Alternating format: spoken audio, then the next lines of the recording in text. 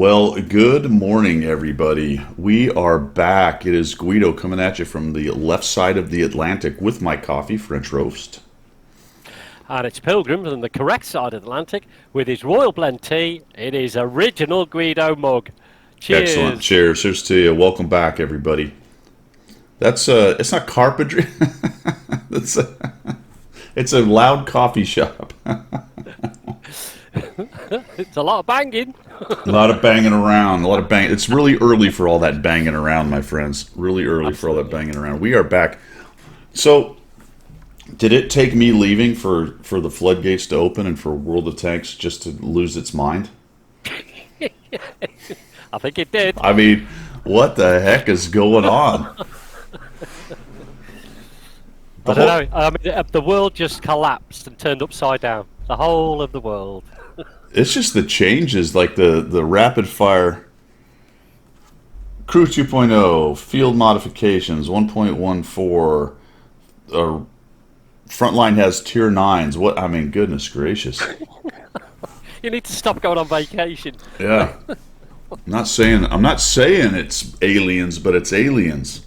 It is, yeah. I'm not saying it was me leaving, but maybe it was me leaving. I don't know. Well, it's an option. It's an option, isn't it? Wayne says the beginning of the end. Oh, is it the end times? The sky is falling. Well, we've already had the plague, haven't we? So all we need is the frogs now. The second sign of the second coming is first it's a plague and then it's some random video game has a lot of changes. Is that? That's the one. That's the one. It was written up some 2,000 years ago. Cliffy, Stickler, Wayne, just around midnight, and Aussie Bushranger, welcome. Hey, what's going on, Australia? How's everybody out there? And Heisenberg's in. Cool. Heisenberg he's just here to register his displeasure for Crew 2.0. That's a one-liner. He's gone now. He's out. I don't know. Maybe the pandemic is the plague. I don't know. Maybe World of Tanks is the plague.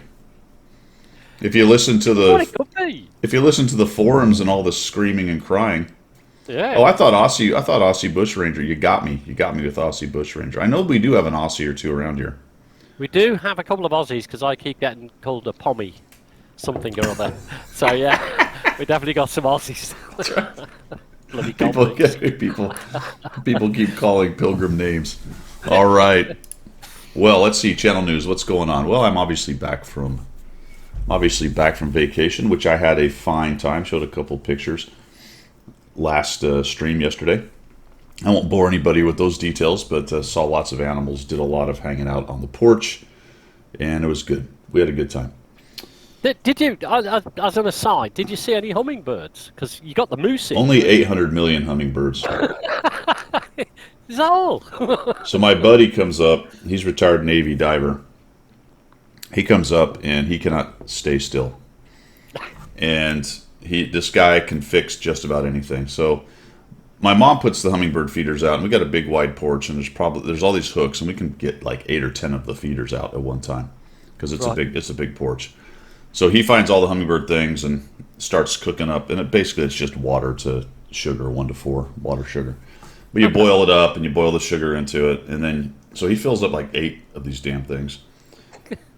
And halfway through the day, there were probably 20 to 30 hummingbirds. It was just combat. It was just BFM. It was like the Battle of Britain. BFM. They're like meow, meow. Well, absolutely. You know what? Awesome. I'd die to be able to be in a place and watch that sort of stuff going on. Absolutely fantastic. Yeah, it was pretty cool. There's a little red one. His a species called the Rufus. We're looking up in the book, and just a aggressive little git. And he decided to guard one of them. And the best fun was watching this one little red hummingbird chase off every single one of them that tried to get to his. Yeah, they have muscles like this. It was like doink. It was absolute chaos. It was 100% chaos. Aussie's all about getting them drunk. Yep. My buddy was talking about that because down here in Florida, it goes sour faster. I mean, it's nice and dry. It's nice and dry up in Utah, so it lasts a little bit longer. But down here with the humidity and the heat, it goes off faster. Yeah, absolutely. I was, These are visions of drunken hummingbirds. I mean, they're no longer hovering, but sort of like dropping like this. Well, we have a kind of holly tree here along the side of the house, and it has little red berries. And I want to say late summer, early fall, when those berries finally ripen and fall off, they ferment.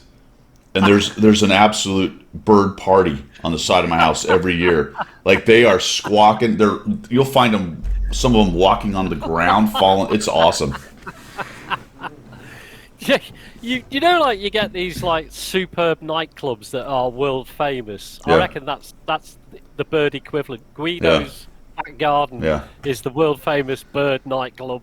Yeah, it's the Holly Bird Festival. yeah, fantastic. Wayne, if you could actually eat a hummingbird, like, I don't even know how you would do it. They are made of nothing. Yeah, I mean, they are made of air and fairy dust. They're so small, it's crazy. Anyway, enough about the hummingbirds. Yes, where were we? You have to eat a dozen. Yeah, they're going to be like poppers, though. You'd have to just bread the whole thing and throw it down. Yeah, yum. Next stream should be tomorrow, guys. I'm planning on it anyway. We should also have the stack up stream in the afternoon, so expect it. I'm hoping around 10 or 11 tomorrow for a couple 3 hours. Coaching is still available. I'm still working the podcast thing. I probably have a new allotment for the month, so I should be able to upload 1 or 2 of these. We did talk about maybe deleting some and seeing if I could kind of keep the free thing rolling, so we'll try to upload this one at least to Buzzsprout. And that's pretty much it. Remember, Guido Grind. That's my code, my invite code. Should be working again, actually. That's been worked on. So there you go. Anybody who's looking to start a new account, I don't know why you would, but if you did... you might start a new account because you've heard about Crew 2.0 and the fact that you can watch Guido grinding. Hey. Well, yeah. Yeah, is 2.0 going to bring everyone back? I don't know. We're going to talk about that later. Missions and specials. Let's get our shill on. Hold on. Here we go. There we go. There we are. There we are. Blue light specials on the way. Why does my Chinese piece of junk require a smack to get going every time? Because it's Sultan American. They don't dare do that to the British. Jeez. Terrible. Thing is terrible. All right. Wargaming's birthday. Did you guys know it was Wargaming's birthday? Didn't. You did it on Saturday, unless you looked in the missions. And then yesterday, well, Friday, I guess. Yesterday late, they finally put the article out. And so there's some missions to be had. But let's shill first. Should we shill first? Yeah, let's shill let's first. go Let's over get to that out of the way. Not a whole lot going on with that. A couple tanks for a sale hot one. that are interesting, I think. Where's... Oh, there's Chrome. There we go. All right. Okay. Oh, my goodness. That was difficult. Here we are. Time to shill. Featured. What do we got? Not a lot. These are... Not all of you are going to see this, but the FV4202 is out there for, I think, Prime Gaming. So also Prime Gaming is out. Yeah. So claim that. If you have Prime Gaming, make sure you go claim it. There's no commander involved this time. There's just a couple ×5s and some, I think, some food of some kind or something.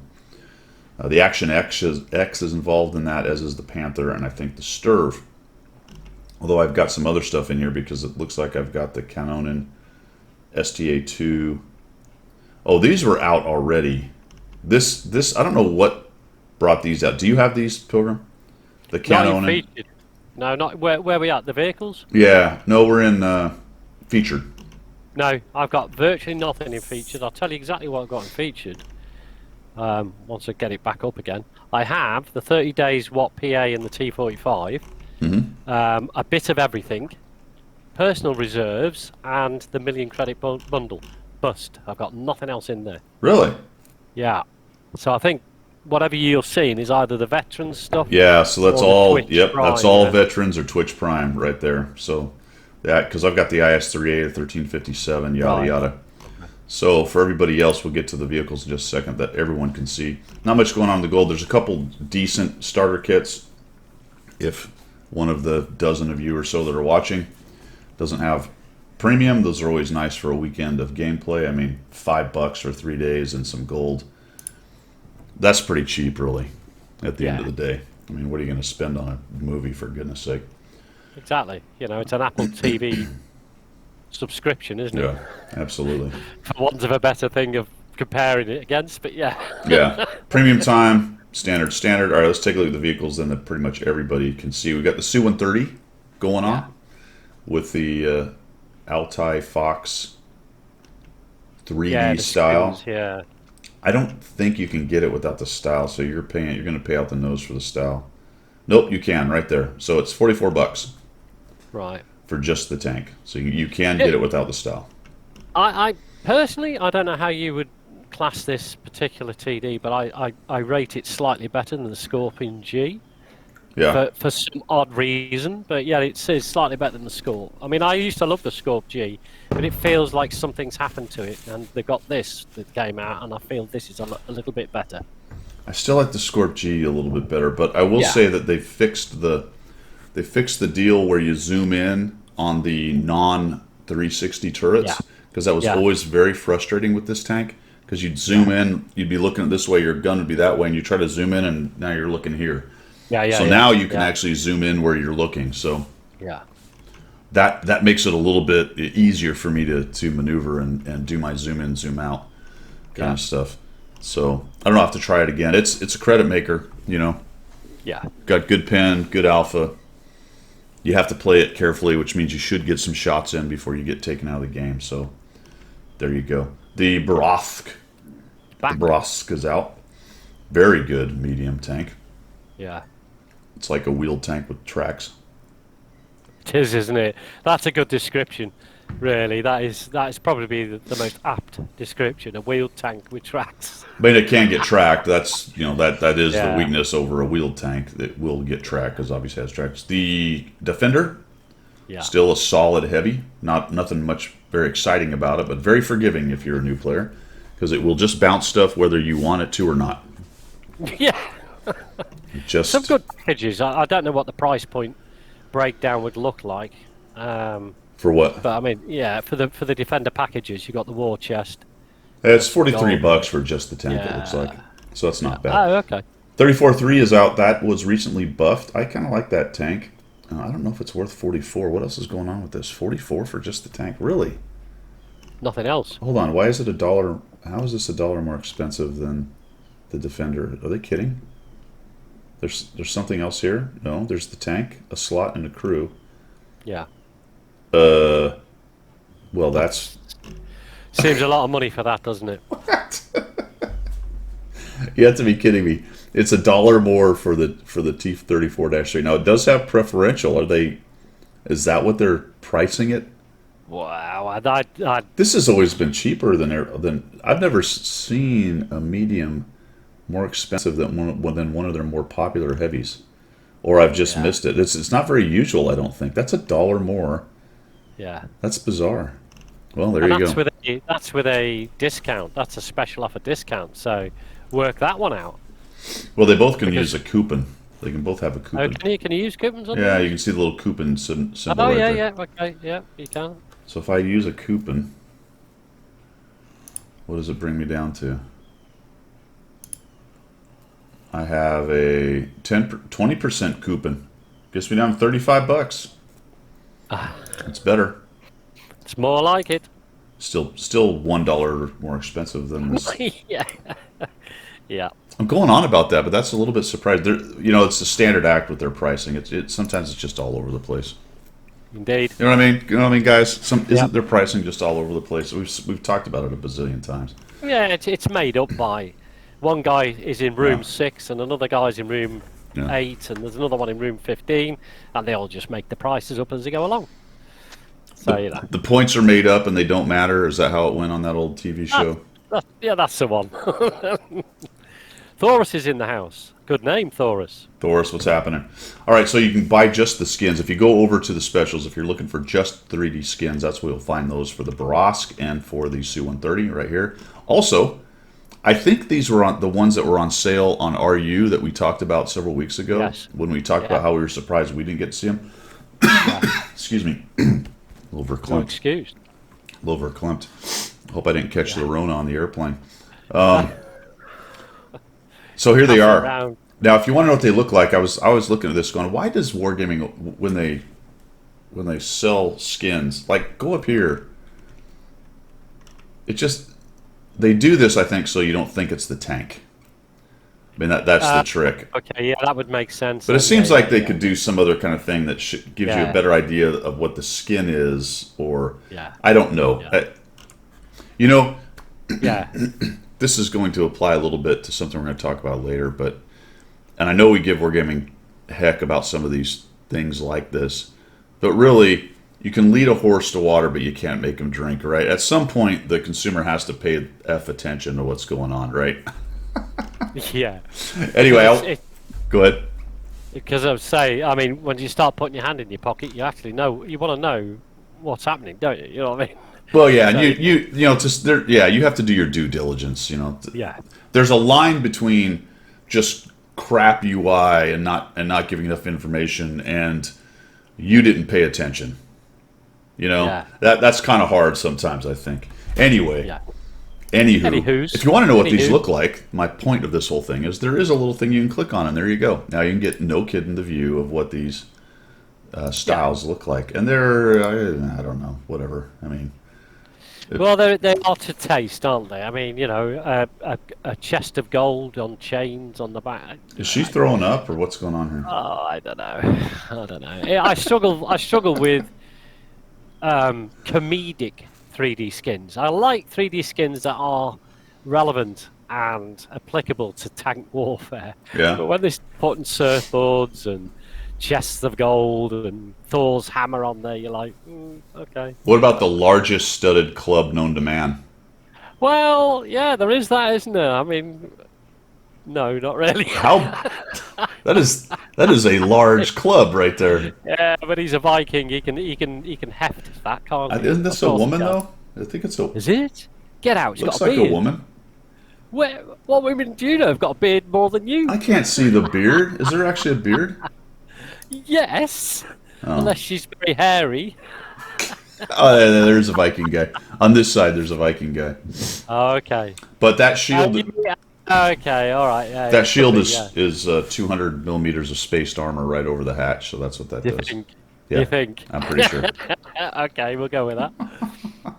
Just all the more reason to buy it then. Oh man. So anyway, those are the styles that you can get. Yeah, they're cool if you like them. What are they? Holy crap, Aroni! Did you see the price point on it? Yeah, I know. Yeah, it's disgusting, isn't it? What's it in dollars? It's £18 sterling for me. Oh my goodness! What's that? $25? $23 and a half. $23. That is a lot, isn't it? For pixel skin, it's a lot. Wow. I mean, we've been commenting on them being $17 and $18 before. Yeah. These are $24. And they don't do anything other than make the tank look pretty. I'll tell you something. People are buying them. Well, they must be. They have to be. They must be. Yeah. I mean, would they sit there and make them and go through the trouble of putting them in the store all the time if they weren't selling a couple of them along the way? Yeah. Somebody's... I mean, don't get me wrong. I'm very cynical about 3D skins because it seems like money for old rope, and I'm quite sure there's a lot of work to actually get them, whatever, into the game. Did you say money for old rope? Yeah. Just does feel that way. We didn't have an episode colloquialisms with Pilgrim. Yeah, money for old rope. Yeah. All right. I find the English have a lot of really good sayings and colloquialisms for English. Obviously, since English is their language, but get away. well, there are though. I mean, honestly, that is part of it, right? Because it is the language, and it's quite an old language in the islands. So there's a lot of these kind of sayings that have grown up through the years, you know. There's loads. I mean, and it's very localized as well. So if you're for the northwest of England, if you're in Liverpool, my hometown, for example, there's loads of words that's used that people have no idea. I mean, the police in Liverpool are called busies. And I did. The busies are on the way. And, if you say that outside Liverpool, people look at it and go, what the F is a busy? Yeah, yeah. And then, there's another one, which is the word for old-fashioned in Liverpool is antwacky. Ah, that's antwacky, that is, mate. And you're like, if you spoke to anybody outside Liverpool, they'd be like, what was he? Hey, them busies are wearing antwacky jackets, Yeah, yeah. Like, what the effing hell is he talking about? And so, yeah, I mean, you can go to any district. You go Yorkshire, you go to Newcastle. Newcastle's worse because it's way, hey, man, who'll have a little fishy on a little dishy and all that sort of nonsense up there. Yeah. And down south in London, of course, you've got the Cockney boys who are a little bit like this, I'll give it Sam. Talking names, chicken and chips and gravy is in the house, and that is the best Twitch name I've ever seen. Chicken chips, and gravy all together? Yep, that's nice. Let's see, catch up on chat. Aussie be back in a few. Good morning, Special K. Welcome. Good to see you. Chicken, chips, and gravy. Hello, how are you? Welcome. Welcome to Coffee Talk, man. We're just talking about tanks and other things and whatever comes to mind, to be quite honest. Stickler's got a question for you. He does. Yeah, he has. I've just got to scroll back a bit. It's about he's got bonds enough for a 121. Is it worth it? He says. I think so. Does he have the M60? M60 might be a little better. It's not. So the 121 Bravo is not overpowered by any means. It was recently buffed, so it is much more comfortable, I would say. I like the 121.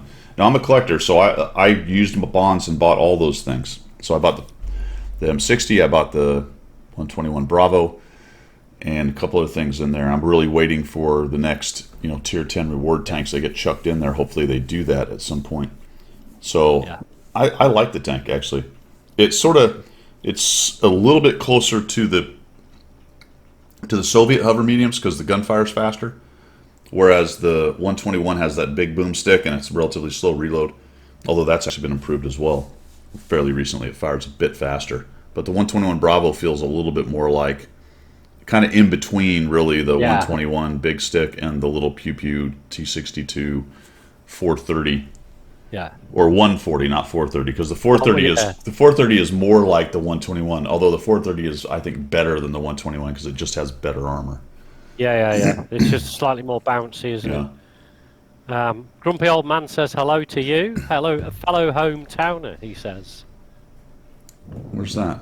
How did I miss that? Just slightly below Aussie Bush Rangers talking about coupons. Have you got it? Grumpy Old Man? Oh, is that way back here? Well, yeah, go back. How am I missing that? You're going way back. Grumpy Old Man. What's happening, man? Well, which hometowner? Panama City or Utah? Yeah. Either way, my friend. Welcome. Hello. Yeah, my problem is. Stop it. My problem is when I've got Chrome up, I can't see the chat as well. I need another screen, actually. All right, let's go back to shilling. Should we get back to shilling? Yeah, should we get back to shilling? Because we haven't quite finished, have we? No, we haven't. All right, so that's the premium shop stuff. Let's see. We've got World of Tanks birthday. What is this it? No, that's not it. Birthday, here we go. So we've got some discounts and missions, guys, for the birthday. You take a look, 50% off tier 2 to 5, tier 6 to 7 is 30, and then tier 8 is 15% off. That's going to be from tanks that are in the tech tree that you can purchase for gold. So a little bit of a discount on those. There are some missions, and it's pretty standard stuff. There's a day of premium. Some of these can be done multiple times. There's some personal reserves, some kits, more personal reserves, and some food. Really, usually this is a bigger deal, isn't it? Yeah, normally there's... I think because they've got things like Battle Pass running in the background, they've got You know, they've got an awful lot on the go that you can get stuff for free. Right. I think this is fairly muted in so much that, you know, they're not going to make a huge splash of it. Like, normally they would have a garage change, and it'd be a huge birthday celebration, wouldn't But it? is I that the guess Watt birthday? This is the Wargaming birthday. Remember, well, there's the parent company birthday, and then there's the World of yeah, Tanks birthday, which I think is later in the year, yeah, September or something. Is that right? Something like yeah. September. And I don't suppose it's a milestone year. It could be Yeah. an in-between year. It's not 20 years. It's not 10 years. It might be, you know, whatever it is. So there's some goodies for those missions in any event, guys. The code from, what's her name? Commander AF. Commander AF, that person, is Cat's Meow, CATSMEOW. So Now, Cat's Meow. you would think that would then be applicable to some form of tank rental that is to do with cats, but it's actually not, is it? What is it? I didn't even look at it. Is it not Hetzer? Is it not the Het? No, it can't be the Hetzer. That's not a premium. No, it's not, is it? No, it's not. Yeah, I failed to look at it, folks. I don't remember. I could be wrong, actually. What is it? What the? Let's find out what it is. G-Saw. That was it. There it is, G-Saw. G-Saw. Yep, it's the G-Saw 1008. Right. Which is There you nothing go. to do with cats. That has nothing to do with cats, Pilgrim. It's not Nothing. a leopard, is it? It's not a leopard. It's not a puma. No. No, It's not a tiger. No. Talking big cats. Talking big cats. We went to the zoo yesterday for the very first time with our granddaughters. Yeah. And it's the first time they went to the zoo. One's 3, one's 5. So, you know, they're sort of like compass mentis when it comes to things like that. So it's worth taking them, you know. And That means free for all you other people out there. exactly, yeah. You get in on a family ticket, but you don't pay for it. Yeah. Like a proper jock, he doesn't want to pay for anything. If it comes free. Yeah. What's that? What are you saying, Window? Skinflint. Anyway. Yeah, and you would think, right, when they go in and they look at all the animals, some of them are fairly scary to a little girl of this height. You know what I mean? Oh, yeah. Golden cougars, pumas, lions, and stuff. Not blink an eye. Didn't blink an eye on any of the animals. Alligators, snakes, pumas, screaming parrots, the lot. They're all fascinated. The one thing they ran a mile from was the little cage. Well, I say little cage, but like an open pen full of guinea pigs. They didn't want anything to do with the guinea pigs. It was like, no, these monsters called guinea pigs ran away from them. You never know, man. Kids, yeah, they just do that stuff. You have no idea. You're like, what? Tastes like chicken, says Wayne. Guinea pig. Yeah. In fact, they used to be eaten. They come from South America, and they used to be a staple diet, didn't they, of the Mayan Indians? So, yeah, it probably does taste like that and like capybaras, the big ones, the big guinea pigs. Goat in a zoo tried to eat my sister's dress when she was young. The stuff of nightmare.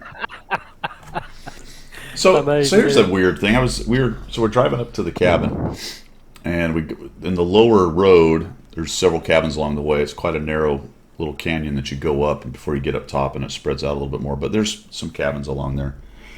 And we go up there and we look over, and there's a yard. I call it a yard, but they fenced off a section around the cabin, and there's probably 40 goats in it. And a guy's sitting there on a lawn chair. I'm like, well, that's odd. I've never seen goats up here, but they have clearly stripped away everything, all the vegetation on that section. We drive home.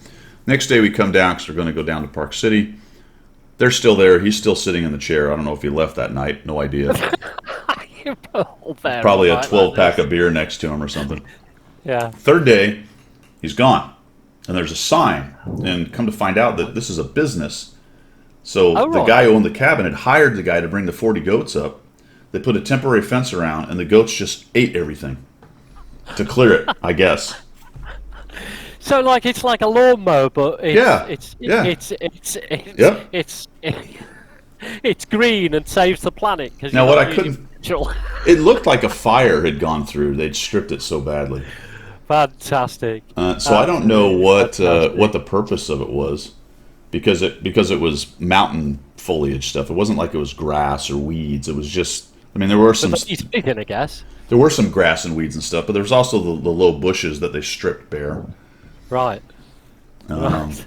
Yeah, and it was quite black actually. So I'm assuming the goat manure and piss turned everything black because it looked like a fire had happened. To be quite honest. Wow. Yeah, I'm quite pleased that this whole story went that way, because when you said he was out all night and he was still there the next morning, I had a sneaking suspicion you were going to say he was of a certain religion and that were all his wives. We was going to go not 40 Vestal virgins, but 40 goats. I'm gonna have to pull you over, and this is a family. Okay. It's a family show. Woo! Well, you don't know, do you? You just don't know in Utah. You know. Literally nobody was going there, except you. Yeah, I know. Yeah, cancel Pilgrim. Cliffy, exactly right. Yeah. If we 40 goats, I'm sorry, if this channel just disappears, you know who caused it. Yeah. Yeah. Sorry. All right, enough. Today's #1 goat talk. Oh my gosh.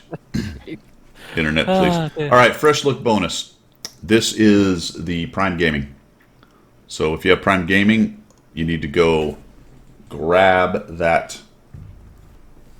I don't know what's it called, package, I guess, or loot box, or whatever it is. Loot box. It will open up these missions. So there's some more goodies in here. You can actually get a rammer. Oh, look at this. You can get a rammer. That's actually pretty damn good. Yeah, is it? That I didn't realize that. These are not directives. These are the actual piece of equipment. Well, nice. Well.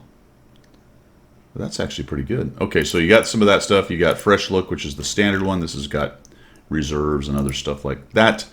The T100 LT is on track. What Salute is standard. Independence Weekend. Anybody know whose Independence they're talking about? Is this CIS? I don't know.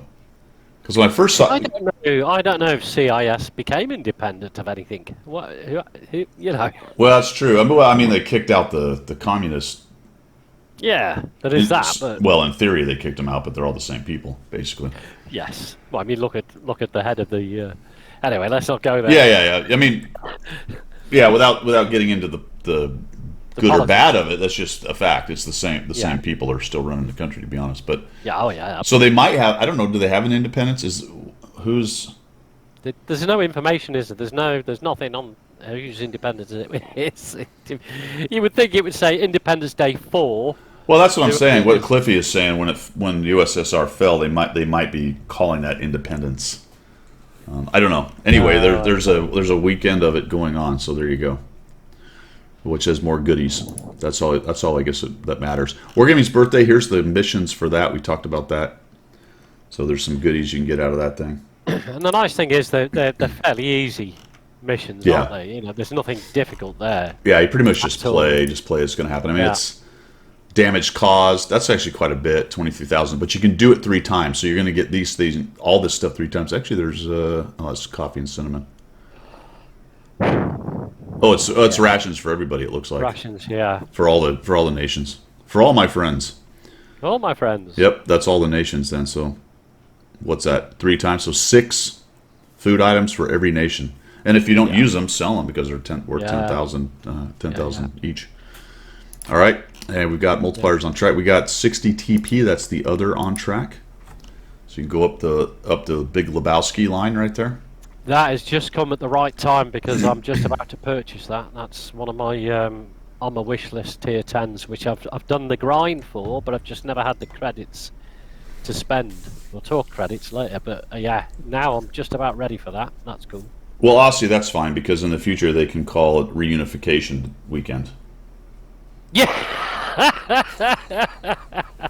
Re-establishment weekend. They give you, and we're back. Yes. We went away very long, comrades. And we're back. In the background. All right. Talk to me, Goose. We chatted a little bit about this. I don't know. I'm not really sure what's going on with this. Was there an article? I haven't seen it, you know, but probably was a news article somewhere along the I've line. been meaning to ask Goose what's going on with this. It's some kind of charity tie-in of some kind, and it ended, guys. It's only for the T-29. This I didn't realize actually. So that's the tank you play. I think it's his favorite tank, so that's why it was like that. And I don't know what the ultimate prize on this thing is, but anyway, it's ongoing. If you're a T-29 connoisseur, you might want to jump in on this and see what you can do. I'm quite pleased the fact that it's being in the top 10 by experience earned in a T29, which is even possible if you've got a whole enemy team of tier 8s. You know what I mean? You just in the T29, you're going to be in the top 10. No matter what, you could just sit on the red line and you'd still be in the top 10 in the T29. Yeah. So it's a good tag to choose. So I'm looking at the articles and I don't see anything about Goose's thing. So I honestly, I looked for it a little bit. I have no idea what the actual F is going on with that, to be The quite reactor honest. is critical might have hit the nail on the head. What did he say? He said the Goose won the USO Name Your Challenge. Ah, and then Wargaming NA failed to advertise it in any way, shape, or form. Is that what happened? I mean, apologies to them if there's an article, but I don't see one. I've gone back to that's the 20th. Well, maybe I need to go further back. Nope, there's the 16th. When did this thing start? Never mind. Maybe I have to go back a little bit further. Wait a minute. I may be incorrect. Frontline, Kursk, Fair Play. I don't see it. No. To be fair, just around midnight, we have had 2.5 weeks off. Coffee talk where the audience is often more well informed than the hosts. That's the way we roll. We just rely on you guys to get it over. You know, why the hell are we doing the effort? It was mentioned on What's Next. That's it. See, that's what I'm talking about. That's what I'm talking about. The only way you know is you watched one of the What's Next 2 weeks ago? Yeah. 3 weeks ago? Yeah. They did what, Cliffy? See, that's what I'm saying. There's no article. I don't see one. That just drives me crazy. Field mods, low tier recon. Yeah, nothing. Anyway, whatever. There you go. Yeah, it's a secret. Good luck with the secret Talk to Me Goose mission, whatever happened right there. Don't know. Well, I mean, I guess you got to think about it. On the one hand, USO has nothing to do with wargaming. Really. No, they don't, do they? That's the whole point, isn't it? Yeah. Just because the USO made a challenge and somebody won doesn't mean wargaming necessarily has to. It's interesting that it's in the game. I don't know. They told us somehow. Some of us are in the know. There you go. Yeah. But only selected people. Anyway. That's enough shilling. Let's move on. Let's go to subjects du jour because we've got all kinds of stuff to talk about. Do we ever? Yeah, absolutely. Yeah. Let's go to subjects du Just better get some more tea in my cup. Here we go. Yeah. The old pot. Recharge your glasses, my friends, because here we go. There's a marathon coming. Really? I believe so. Wow. That's what the blogs say. Not that I would have any information from Wargaming. What's the tank? Well, let's find out. Because it is, I think, where's the nation? There we go. Boom and boom. I believe it's probably Czech heavies. So this is the tier 7 one that you get from ranked, which I don't understand still, to be quite honest, why that was put in there, but it was. There should be a tier 8 Czech heavy. I think they're actually on. The common test. You can play them right now.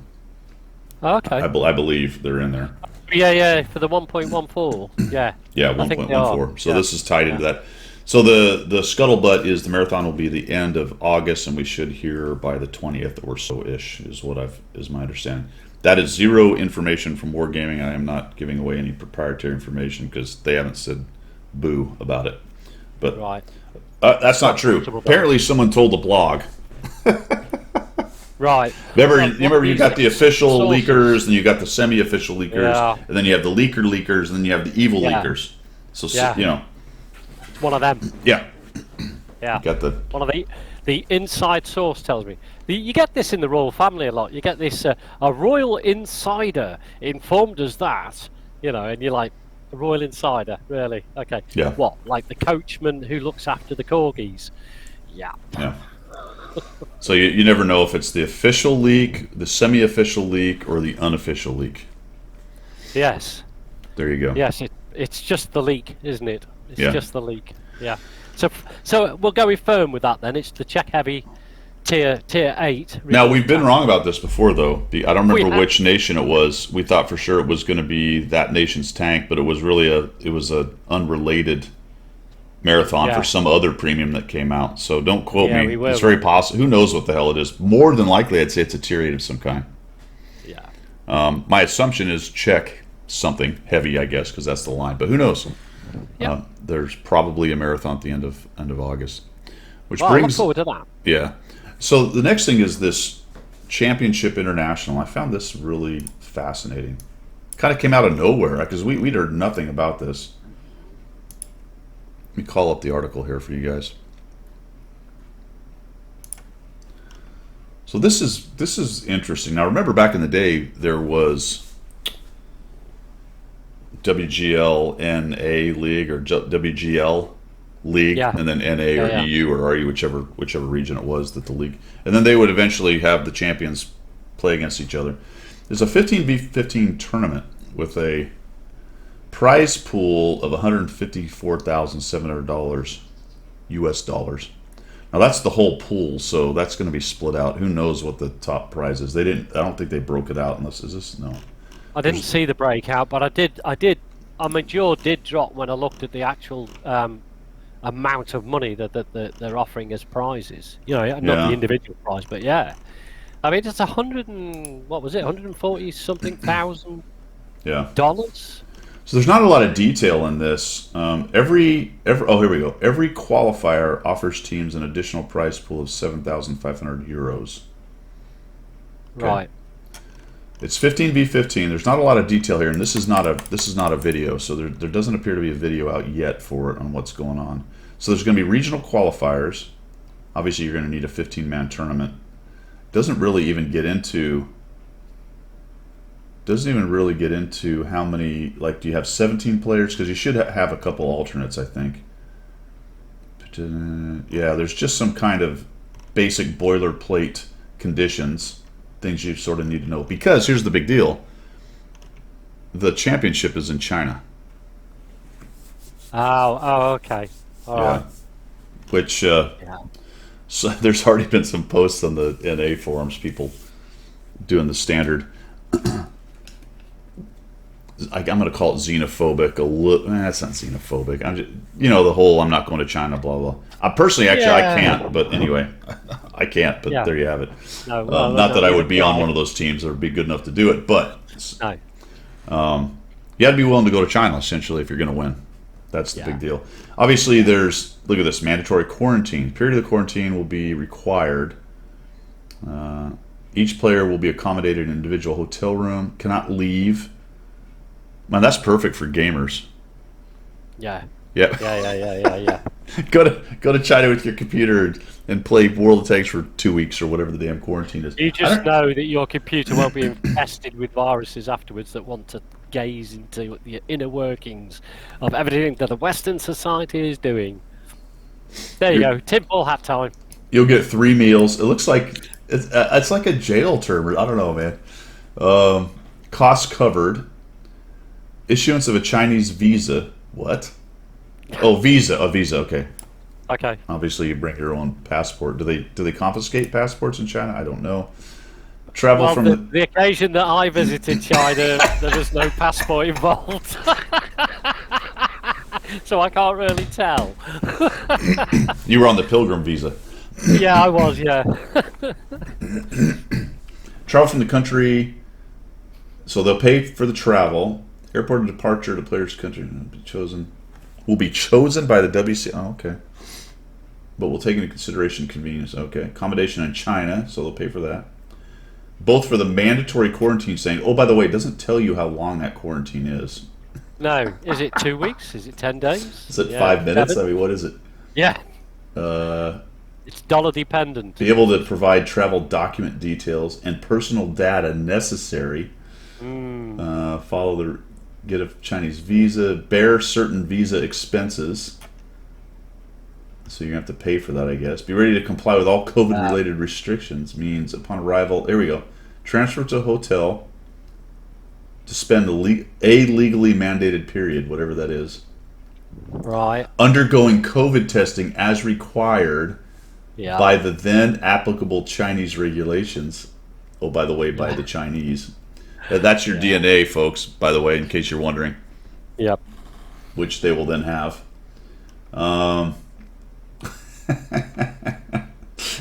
This is awesome. This looks like a really good deal. Yeah. Doesn't it just? Yeah. What a way to go. I mean, out of all the countries in the world, they picked the one that is probably going to be the most intrusive into your personal life to go to do a tourney. And I guess there's people who will go. Of course there will be. You know what I mean? Cliffy was saying there he's got a college friend who works in Hong Kong and has to work on the mainland, so it's a 14-day quarantine each way for every 2-month hitch.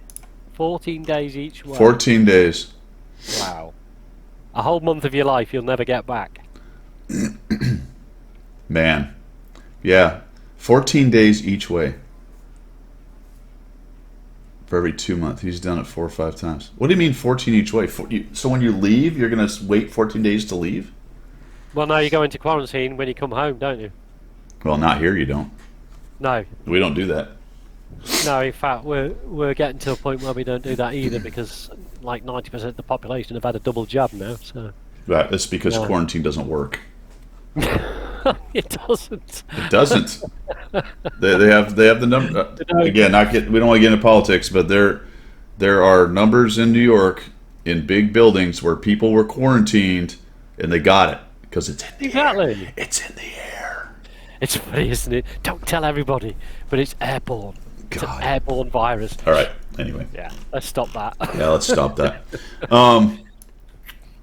Yeah, so there you go, folks. I mean, doesn't that just seem very inviting?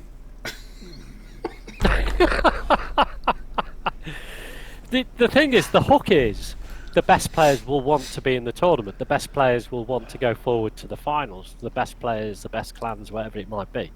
So people are going to sign up for it, irrespective. Sure. 100%. There's going to be people. Nobody here is going to go. Yeah, people aren't going to care. No. There's plenty of people that aren't going to care, and and really, to be honest, depending on what country you're coming from, it may not seem as egregious or. Well, I was thinking Russia to China. They probably just walk across the border. They don't care, do they? Just like I did. Yeah, there's more than one way to get into China. Put it that way. Yep. I mean, it would be really cool to visit. There's a lot of awesome stuff, history-wise, especially in that country. And from the cultural perspective, I've fully enjoyed my time in Korea, in Japan. Absolutely loved it, cultural aspect-wise. But I don't think right now I would step foot in that country and allow them to have control over me, the control over me that they have. Because once you're there, doesn't matter. Whatever your nationality is, no, they don't care. No, and much like our countries don't care, to be honest.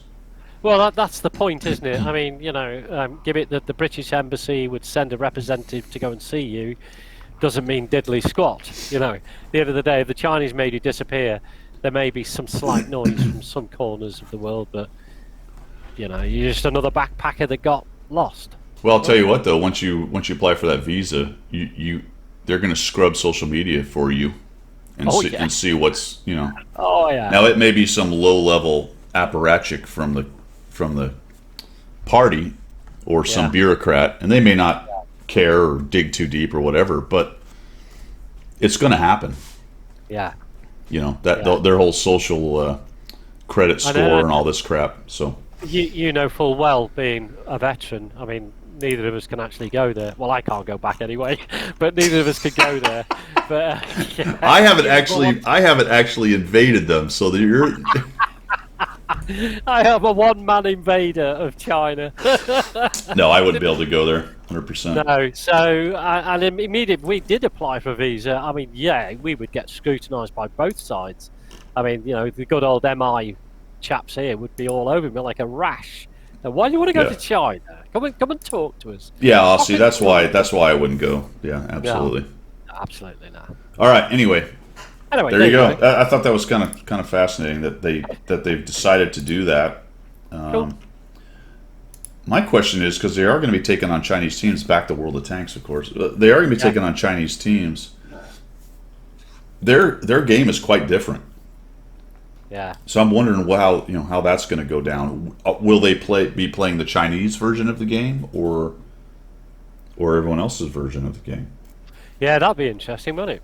Because they've got different tank values and different tanks as well. Yeah, everything. Basically they do what they want. So some of it could be very similar or the same. So are they going to agree upon a certain version at some point, or how if our RU and EU and NA guys battle through in the version that's common to those three, and then they get to China, will be a different version?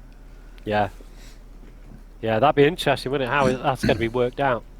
Yep. So I guess 71 AMC. Good morning to you all. Hey, good morning, man. How are you?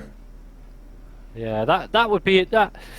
Yeah, they would have to agree that, and the problem you've got is, I guess, for wargaming is that the Chinese will do what they want, so they may well insist that they play on the Chinese type game. Well, that's kind of what I'm thinking. Yeah. Yeah. Yeah. They sort of bull. Anyway, we'll see. Yeah. Keep an eye on it, man. Keep an eye on it. All right, moving on. Front lines. Who's ready for Tier 9 and front lines? You guys excited about Tier 9 and front lines? Oh, no. Has anybody played it in chat? I haven't been on the common test, so I haven't done front lines Tier 9. I haven't. I don't know if in chat they have. Well, I play front lines, yeah. I'm trying to... I don't think it's necessarily a terrible idea. What I don't like is that it's tripped when you take the first, second level region, square, or whatever, which means you're going to get to Tier 9s really quickly. Yeah. And it just based on that. Now, I don't have any experience with it, so I feel like, and back me up, guys, it seems to me that you're going to get into Tier 9s really quickly. Yeah. Because this is the point we were talking about yesterday. I was quite pleased at the fact that there is a stage post, that it's not just going to be Tier 9s from the off. But then I didn't take into account how quickly they're going to be into the game, because to get to the second level is fairly easy. So within almost minutes, you're going to have Tier 9s throwing themselves in. Yeah. And that is going to be bad. That's going to be bad. If you're in a Tier 8, that's your game over and done with. It really is, I think. Yeah. So Revan is saying... Yeah, Revan is saying they're still making credits. Aussie says lots of EBR 90s. Capture Zone D, E, and F, then Q your tank, get a Tier 9, yeah. So we'll see. We'll see how it breaks out. Pig's talking about they changed the consumables again. I don't remember what they did, but they've been futzing with those things for a long time.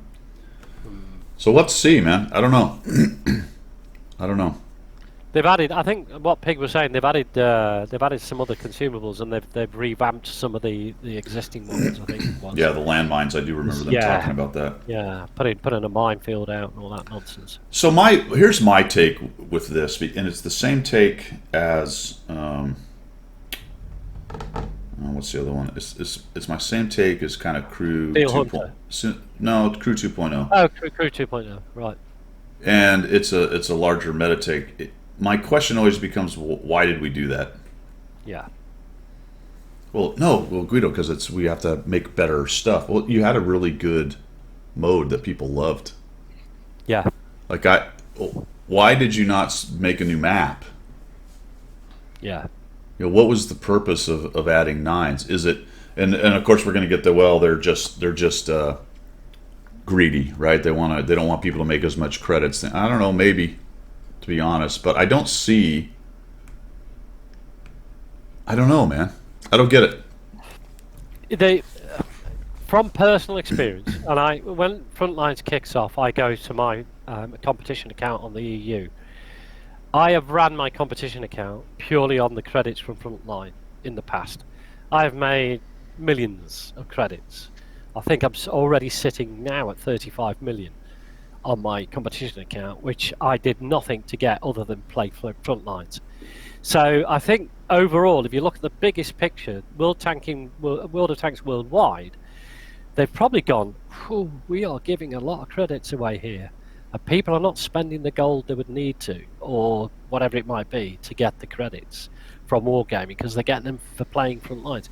So maybe as a worldwide thing, they've gone, we need to rein this back in a bit, and they've worked something out. I don't know. Is it a monetary decision?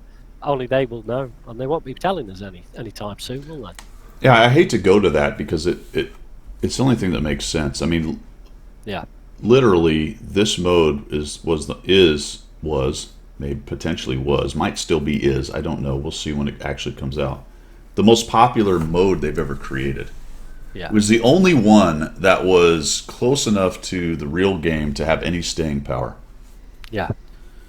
And it was big maps, and there was freedom to move around, and you could do a lot of things that you couldn't do with fast tanks and things on that map. Now, I feel it's a little too fast tank specific, but whatever. There's a big city, and you can get your heavy and do your thing and that kind of stuff later on in the game anyway. And the assaults onto the initial points require heavies a lot of times, blah, blah, blah.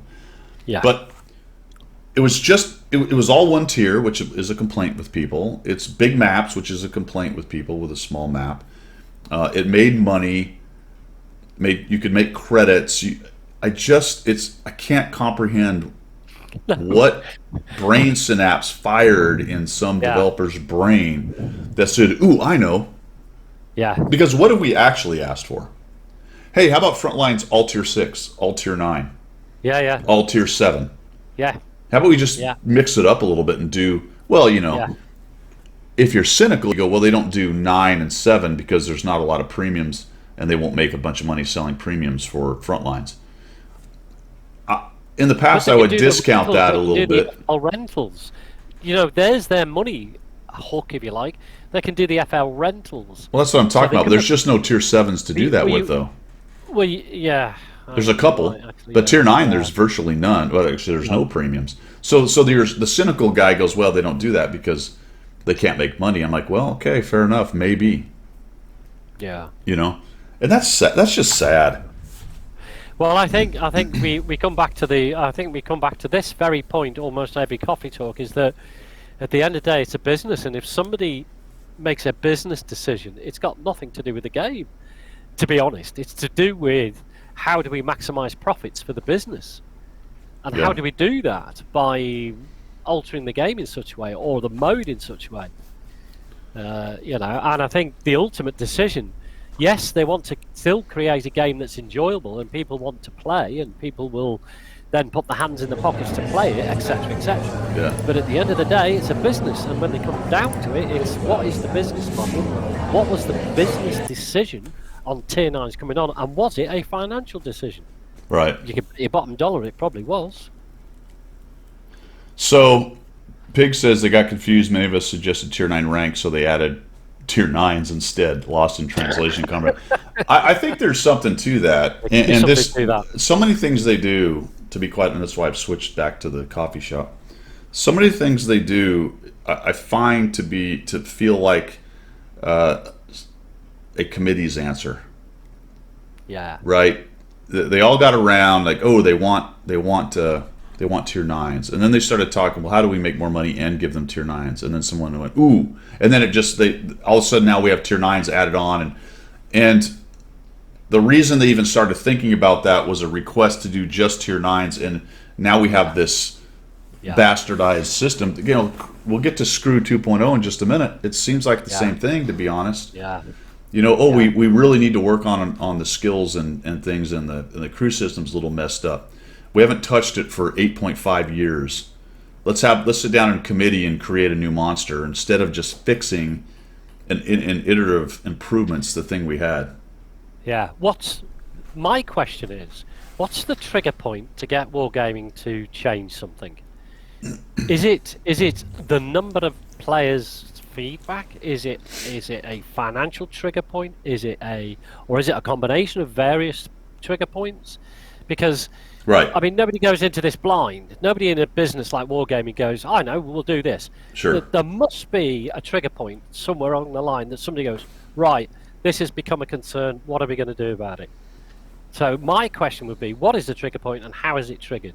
Wayne says it's money, and you can't discount that. Obviously, the bottom line here is they have a big company and they want to make money. So I don't begrudge that in any way, shape, or form. I don't want to get my rear kicked money wise.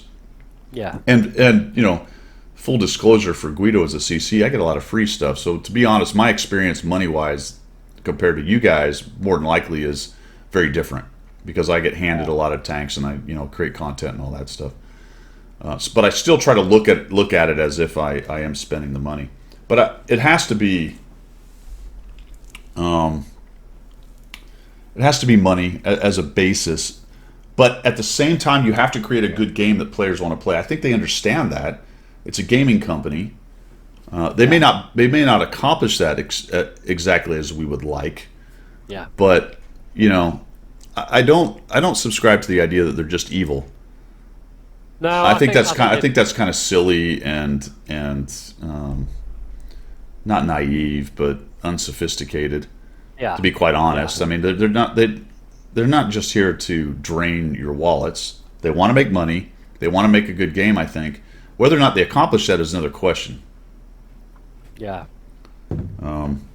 Because we've been critical. Sometimes they make really silly decisions. Yeah. So everybody's got some good comments down here. Let's catch up on some of this. Look at the comments. Let's have a look at it.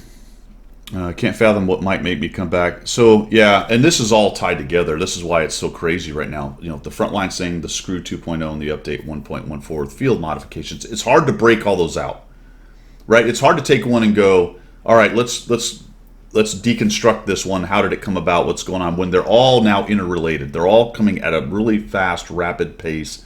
They all affect each other, and it's hard to parse one out from each one and say, well, let's break this down and figure it out. And I think Pig makes a great point because it's one of my questions that I started with was, what's the point of this thing? Yeah. If I'm trying to bring players back, which one of these things makes a player want to come back? I don't know. No. None of them. I think there is also that there's a slight nod of the head towards trying to get newer players. And especially I'm not being ageist here, but the younger generation are used to a certain form of gaming that comes with that package.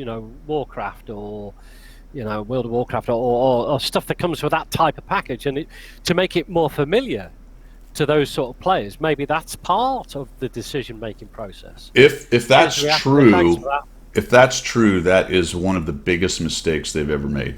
Well, absolutely, but surely a small percent of that thinking is within the big scope of it. Surely it would be. Well, yeah, I mean that's obvious. They brought in the MMO guys, and they brought Yeah. I used to say recently, it's been 6 or 7 years now, but these are people with experience in the industry doing games that are popular with the younger gamers. But I don't know why you would want to try to alienate your established base by trying to make it a more Twitch-based, more modern. Every time somebody says I want to make it a more modern game, I just cringe. Cringe.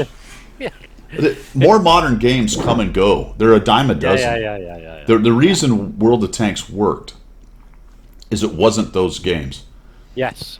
You should be developing everything that isn't those games, because that's why your game worked. When you look at all the other games that Wargaming has attempted to make, they've attempted to make the game that you can get 10 of, and they failed because there's already 10 of those out there.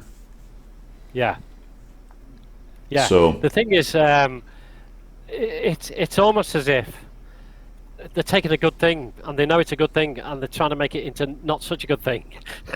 You would say cynically that's the way it's going to go, but I mean it's not, is it? But yeah, Tragic said the current crew system is outdated compared to newer games and not intuitive. Well, I think that's BS. It is intuitive.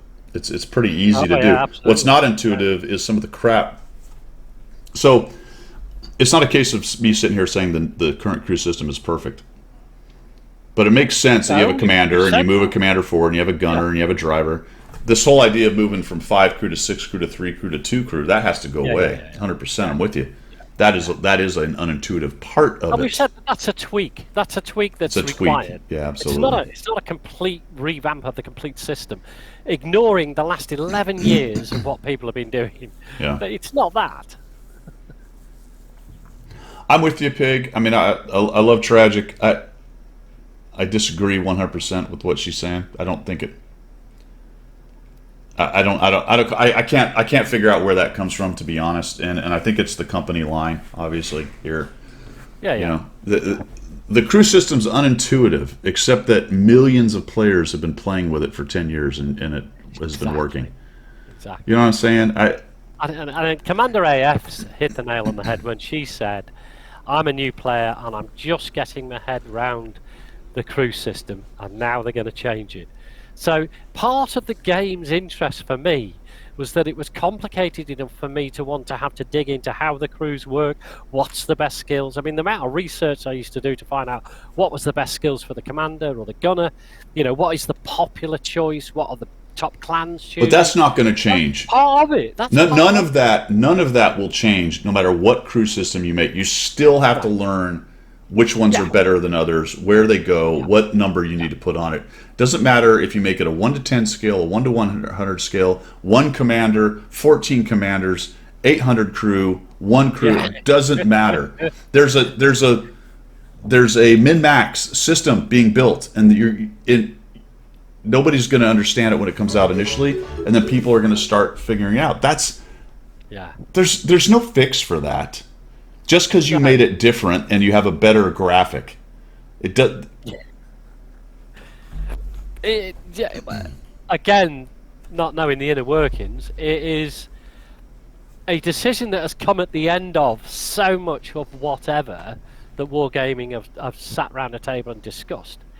And now they've put it out into the wild. Well, they haven't put it out into the wild, but now they've put it out there into the public. They're sort of obliged to run with it now. Because it would be such a big backtrack to turn around and go, we're not going to do Crew 2.0 now. We're going to do something else. Well, that's a good point. I mean, yeah, once they sink a lot into these things, it's like a train. It's no matter what your opinion of it, it's coming, dude. I mean, this is not a case of me sitting here going, well, Guido has the answer and we're going to stop it. That's a pipe dream. This shit's coming in some form. Reactor, see you, man. Thanks for coming by. Have a good day at work, my friend. Yeah, take care, buddy. You've just had a follow from Q Power. Q Power, thanks, man. Welcome to Coffee Talk. Much appreciated. How are you? Good morning. We're just sitting here waxing eloquently, or not so eloquently, about everything. Really, we've kind of diverged in everything, and like I said, it's all together. You can't really talk about one without the other right now because they're so close together. And because they're so close together, the baseline reasoning has to be pretty similar, I would say. Yeah. Unless you subscribe to the theory that it's stovepiped in the company and 3 or 4 initiatives have all of a sudden ran into each other and they're not talking. Possible. Yeah. Possible. I mean, I don't know. Probable. I don't know. That's speculation. I don't know how the hell the company works. I don't know. It does seem pretty stovepiped at times, with one hand not talking to the other. It's a big company. You and I have been in big organizations. We know how that works. Yeah. One side's not talking to the other. Someone said on the forums, making it like an RPG where you tweak your character as you progress. Now you tweak your tank and commander as you progress. I think that's undoubtedly true. But you did that anyway. Yeah. Right, you put equipment on it. They gave you a little bonus. You had choices on equipment. You had choices on skills for crew. So let's. I was going to do a whole video on this. Let's break down the pain points on crew. Yeah. The pain points were, in my opinion, number one, skills that didn't matter. Right, so there were only a few skills that mattered. Yeah. Without getting too deep on that, that's going to happen again. Because there are going to be skills that are better. That will be figured out. But anyway, there were a considerable number that had languished. As one big example, the radio mechanism, game mechanic, looked like it was something they wanted to be a thing at the beginning of the game. But it doesn't matter. and you have skills that are useless attached to it. So either shit can the mechanic or flesh it out. You know, but that doesn't have anything to do with making a brand new crew system, in my opinion. No. So skills as a detailed example of that, the old skill where it highlights the tank that killed you for a further 2 seconds, I don't think that applies at all anywhere in the game. Well, I think actually that's not true. I think that's a pretty good one because it gets you more assist. But it was wonky on how it worked. Yes. Okay, yeah. What does it do for the team? Well, there was something about you had to point at it or some shit. Right. You had to be pointing at it or highlighting it, or you know what I'm saying. So that was kind of silly. Yeah. So anyway. All right. So pain points. Yeah. The skill system needed work. Obviously, it languished for 8 years, hadn't been touched, other than a couple things here and there. Oh, by the way, they can do that because they just changed intuition. So it's not like they don't know how to work on it and make it better. No, exactly. Yeah, right. Exactly. So intuition was made better. That should have been a process going on for 8 years. Number 2, the crews being 5, 4, 3, 2, 1. All that garbage. Terrible. Yeah. Terrible. Got to get rid of it. My fix to that would be make everything a commander, gunner, driver, loader, put the radio operator on the loader, and then redo the skills. Or just shit can radio skills and fold them into other skills that do similar things and on other guys. I don't know. Yeah. That goes along with fixing the skills. I think those are the 2 pain points that people had, right? Yeah. That's it. Yeah. Unless somebody's got something else. I'm missing a lot of chat, guys. I apologize.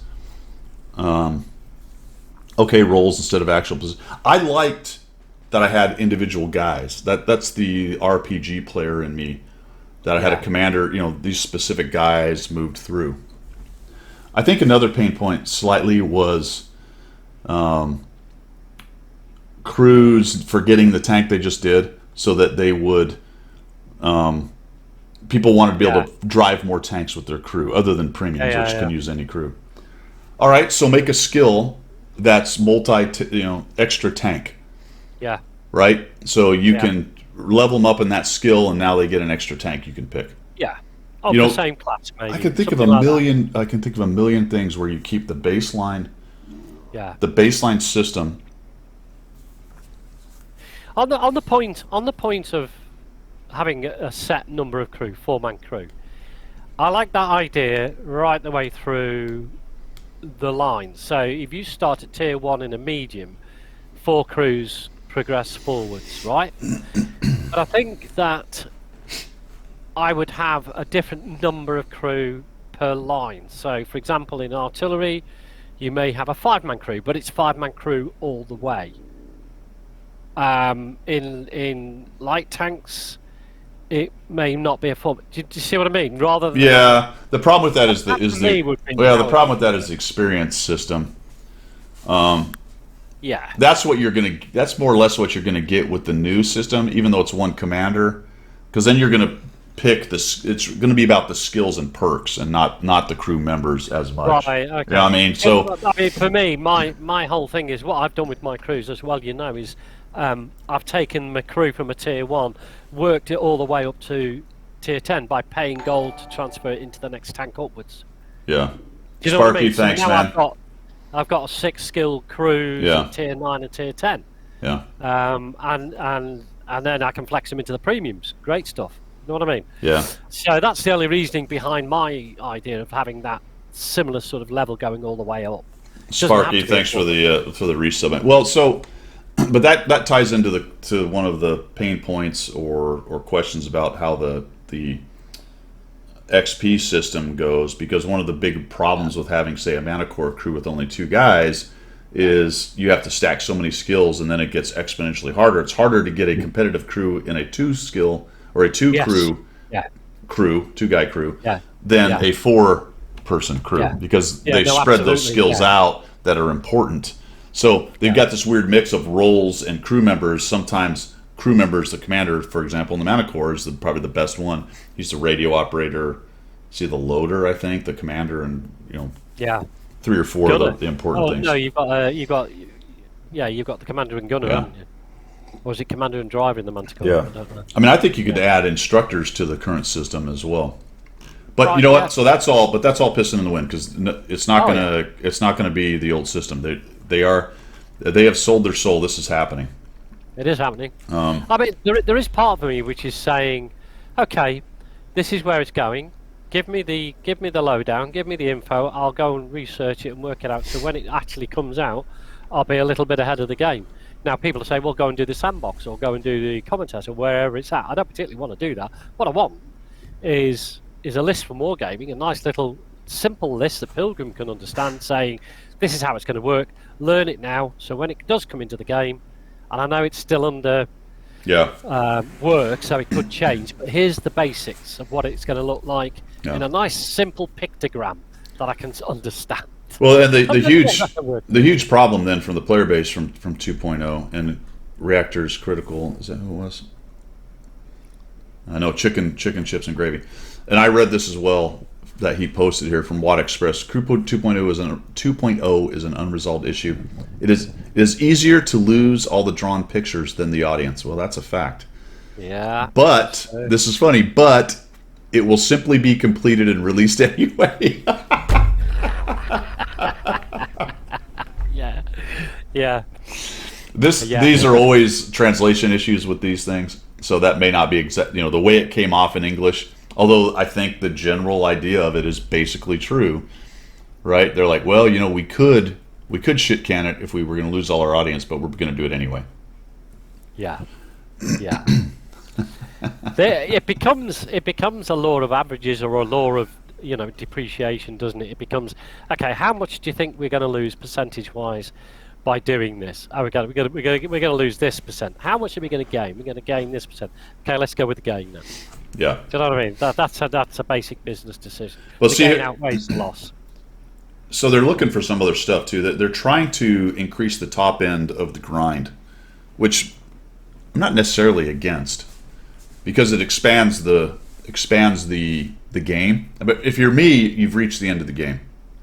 Yeah. Like I've unlocked everything. I'm still making better crews. I have found my own goals. The Hunter Battle Challenge, as an example. Yeah. I do missions. I want to get new tanks if the premiums come out, marathons, things like that. But overall, I'm not grinding anything. So it does make a little bit of sense. The problem they have with that, of course, is the complaint that once they do this and they increase the grind, now all people who had perfect, as you mentioned earlier, Pilgrim, and everybody else has been talking about, you have perfectly competitive crews, and I know Quickie talked about this, all of a sudden they're not. Yeah. And if you want to make them, is that a bee? What the hell is that? It's a hornet. It's getting attacked. It's a hummingbird.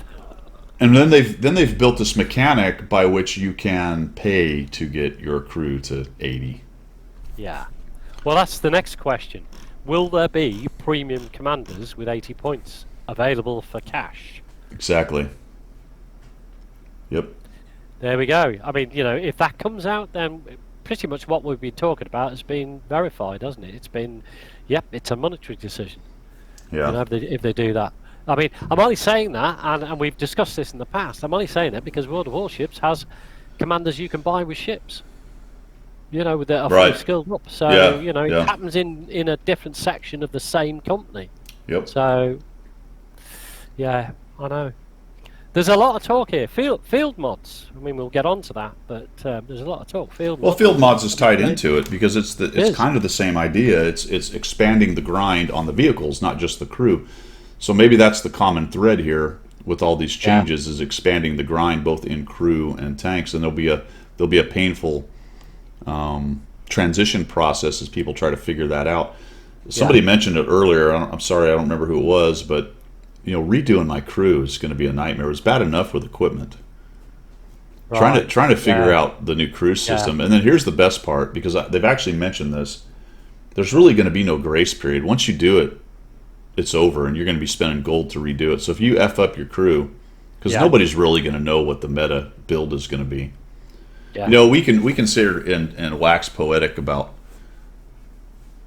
hey, we need new skills. We need, they need to work on the crew system, blah, blah, blah, blah. We need more options. And at the end of the day, there's going to be 5 or 6 correct options, period. Yeah. There's only so many stats in this game that matter. Yeah. To be honest, right? Accuracy, speed. Yeah.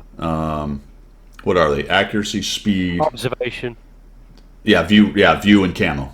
View and camo. Would you guys agree that accuracy, speed, view, and camo? There's soft stats and things that apply to those, but I think that's the 4 big ones: accuracy, speed, view, and camo. Boom. Yeah. That's the game. Yeah.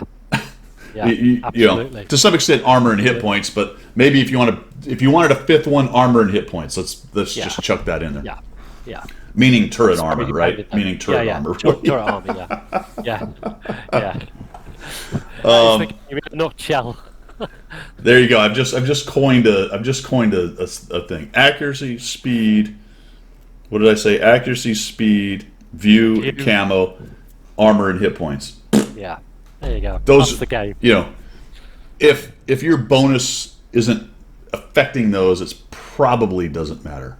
Doesn't matter. Yeah. Yeah.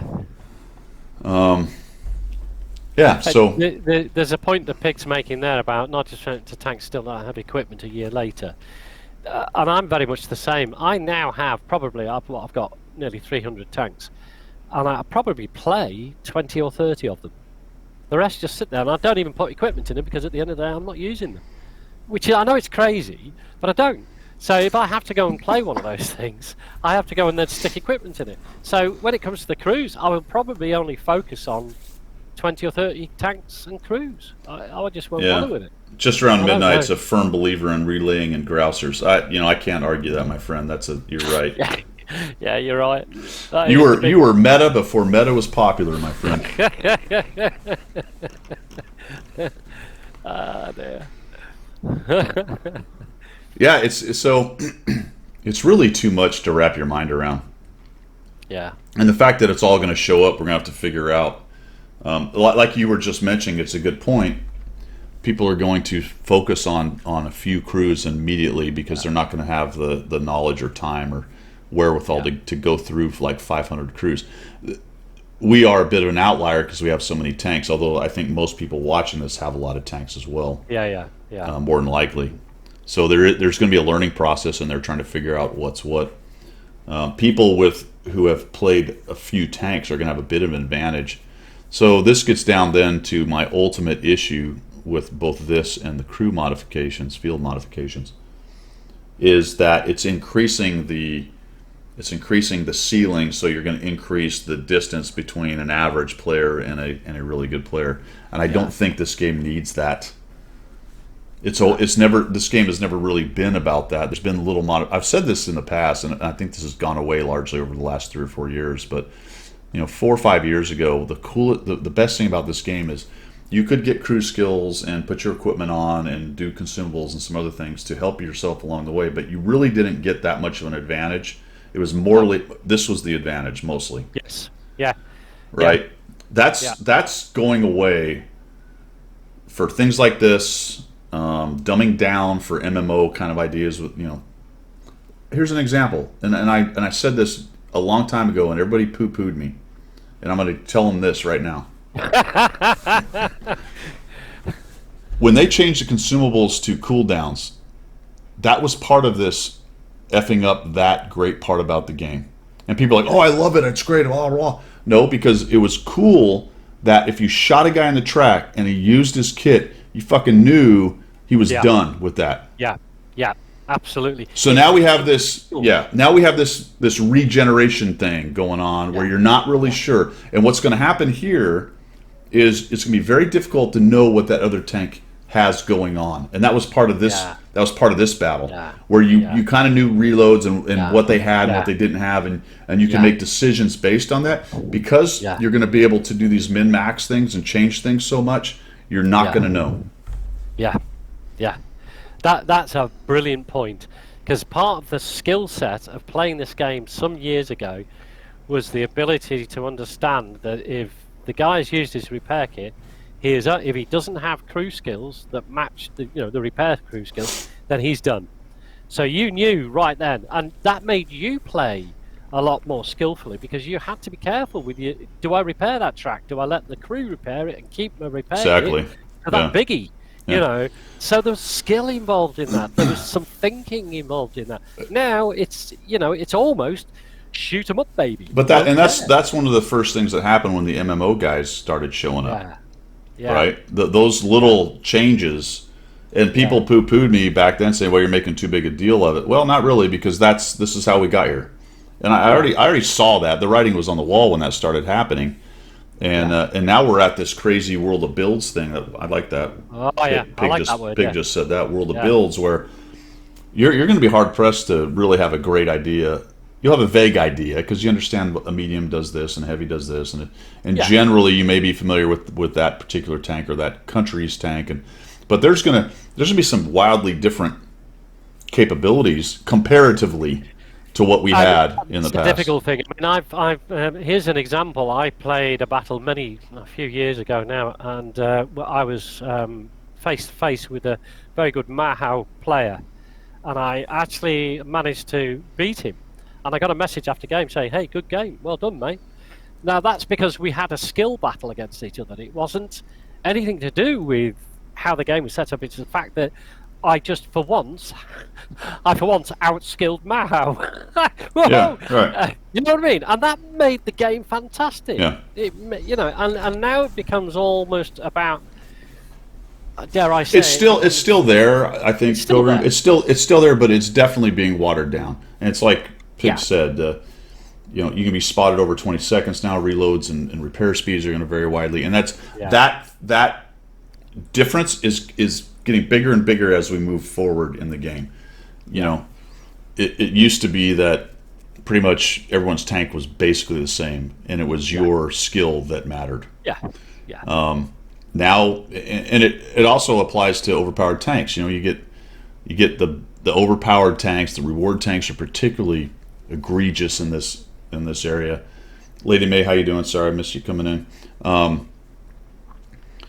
And it's just getting worse and worse. Now it's builds, and this is a very MMO kind of thing. You know what I mean? yeah. And I don't want to speak for the older crowd, but I'll be honest. I think I have my finger on the pulse pretty decently. I don't think a lot of those people want that shit. No. That's not the game they want. No, this game is unique. I think almost unique in the world of gaming. It's almost unique. There are a few variants of this type of game out there, but I think this is the big one. Making it the same as everything else is just not for me. I'm like, this is not what I signed up for. I love this game because it is the chess game.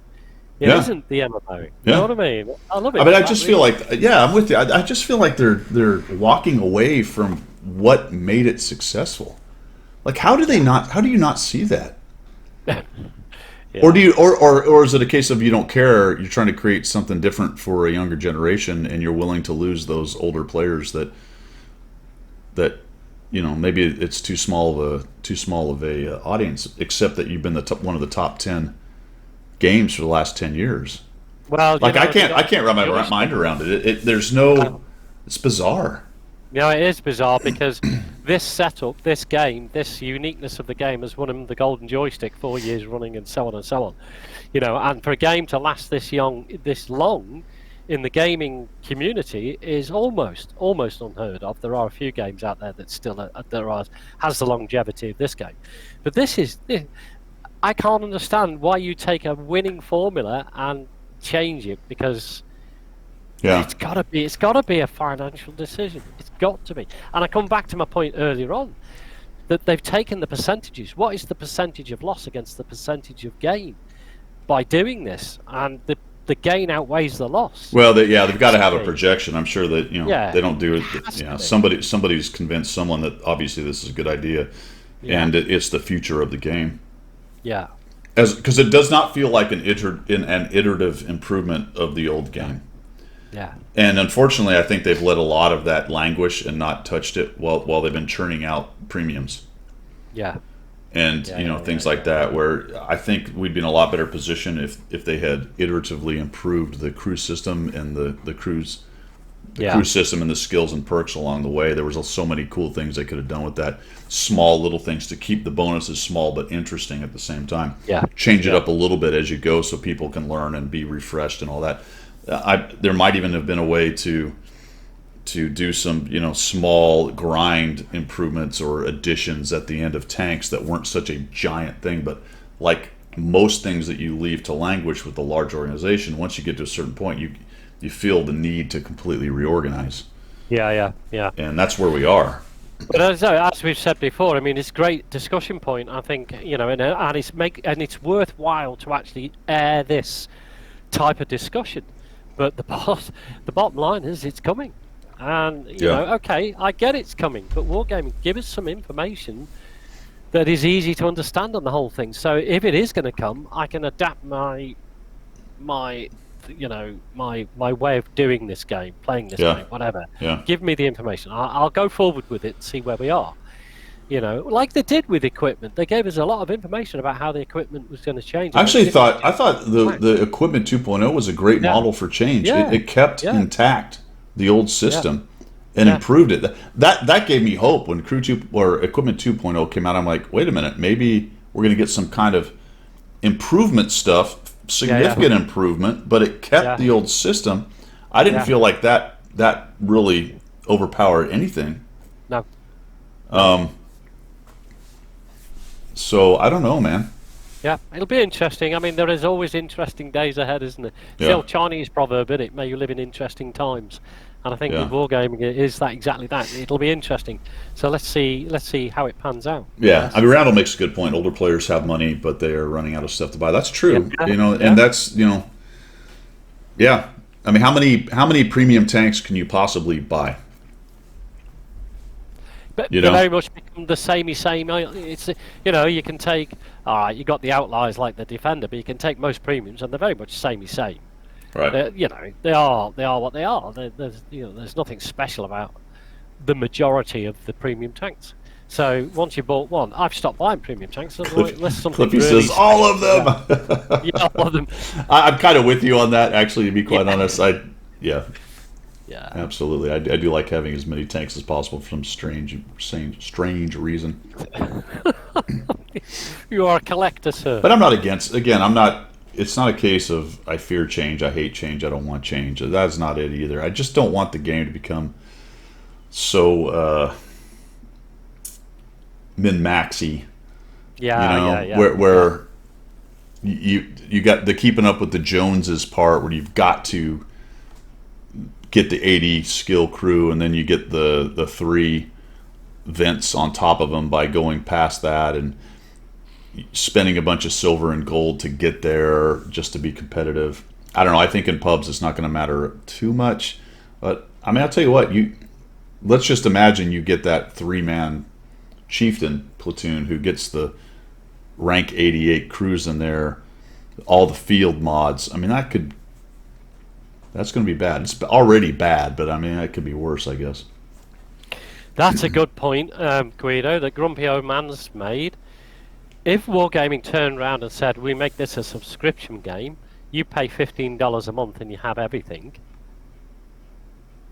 but the grind is still there and all those sort of that. Is that an option? Rather than have this sort of money grab every time there's a change, just have a subscription service, and then the developers are free to develop the game in the way the players want it, without a financial sort of attachment to it. Yeah, that would be an interesting thing. Yeah, I don't know, man. Do you know? Isn't that what premium is? Well, yeah. I mean, yeah. Is premium also then it does gets you extra credits and extra. But that's cheaper than 15 a month. I mean, 15 a month is what math in public. A lot. Yeah, whatever that is. $145 a year. Right. So I don't know, man. I don't know. Yeah, it'd be interesting because I mean I don't particularly want to throw my credits or gold at things like that. I don't really want to do. I mean, I'd rather keep my credits for buying those tanks at tier 10 and all the rest of it, and I'd rather keep my gold for when I need to do changes with my crew or whatever it is. I don't know. Sly, when it comes. I don't know if that's true or not. It would be really interesting to talk to some of the insiders and say, did you actually how far along did you think about just improving the current system? As far as we know, public facing, I think your statement's true. It wasn't looked at as far as we know, at least not enough to mention it to the players and get feedback. Because the first thing we saw was the current system or the earlier iteration of it, because they've come back once. To their credit, they sort of worked on some of the stuff we had big arguments or big problems with, but not all of it. Yeah. So crew field modifications. Let's there's one thing I wanted to talk about on that actually, which is pretty good. Let me see if I can get where is my Chrome stuff? There we go. All right. So field modifications. One of the things they're running into, let me find the article here, and I thought it was pretty funny actually. Let's see. Where is that? They're having an issue with, where's that dumb thing? They're having an issue with potato computers.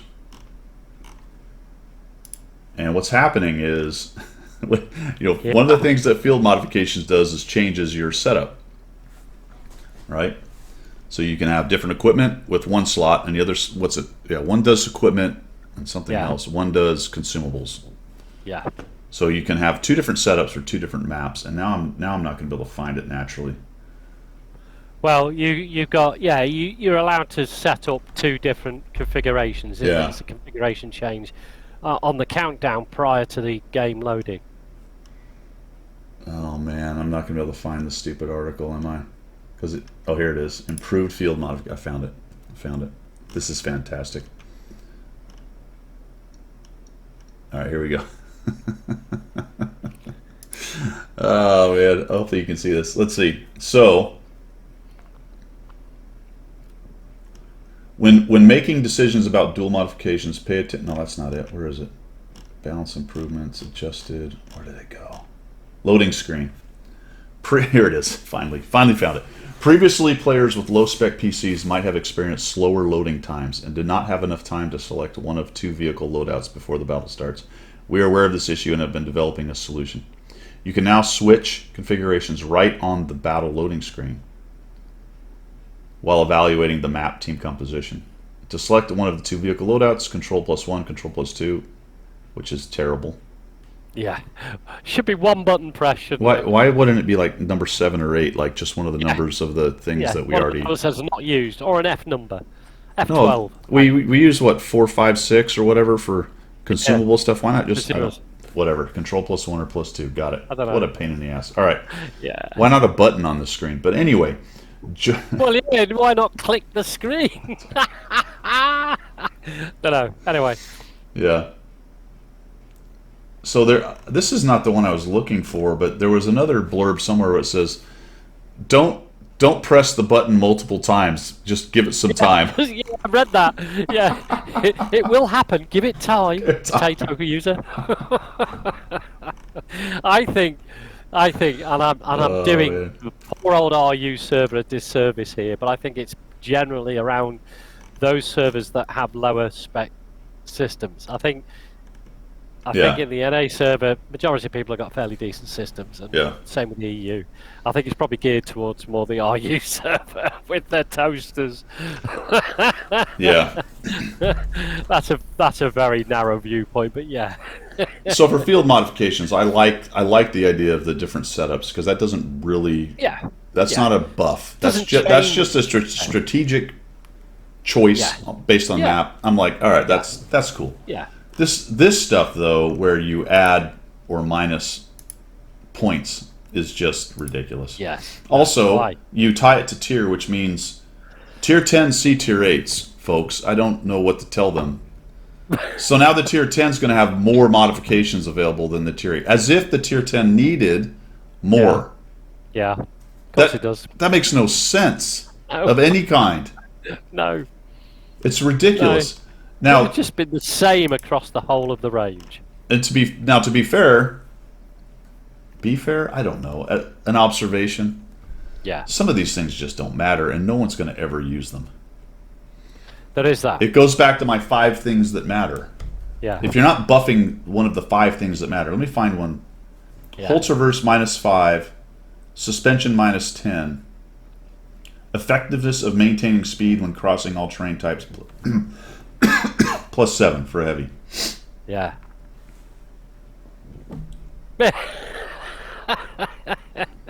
I don't know. I mean, it's not bad. I mean, I don't know. And the question, of course, is they're not going to have any idea how well or how badly these things work until they get a lot of data. They're No, just and that'll chucking. be, They're just yeah, chucking exactly. numbers. They're just chucking numbers out. That'll be 8 months, maybe a year Yeah. down the line, before they have enough data to go. Well, that didn't quite work, did it? So aiming And time -5, accuracy -3. I don't know why you would do that. I suppose maybe.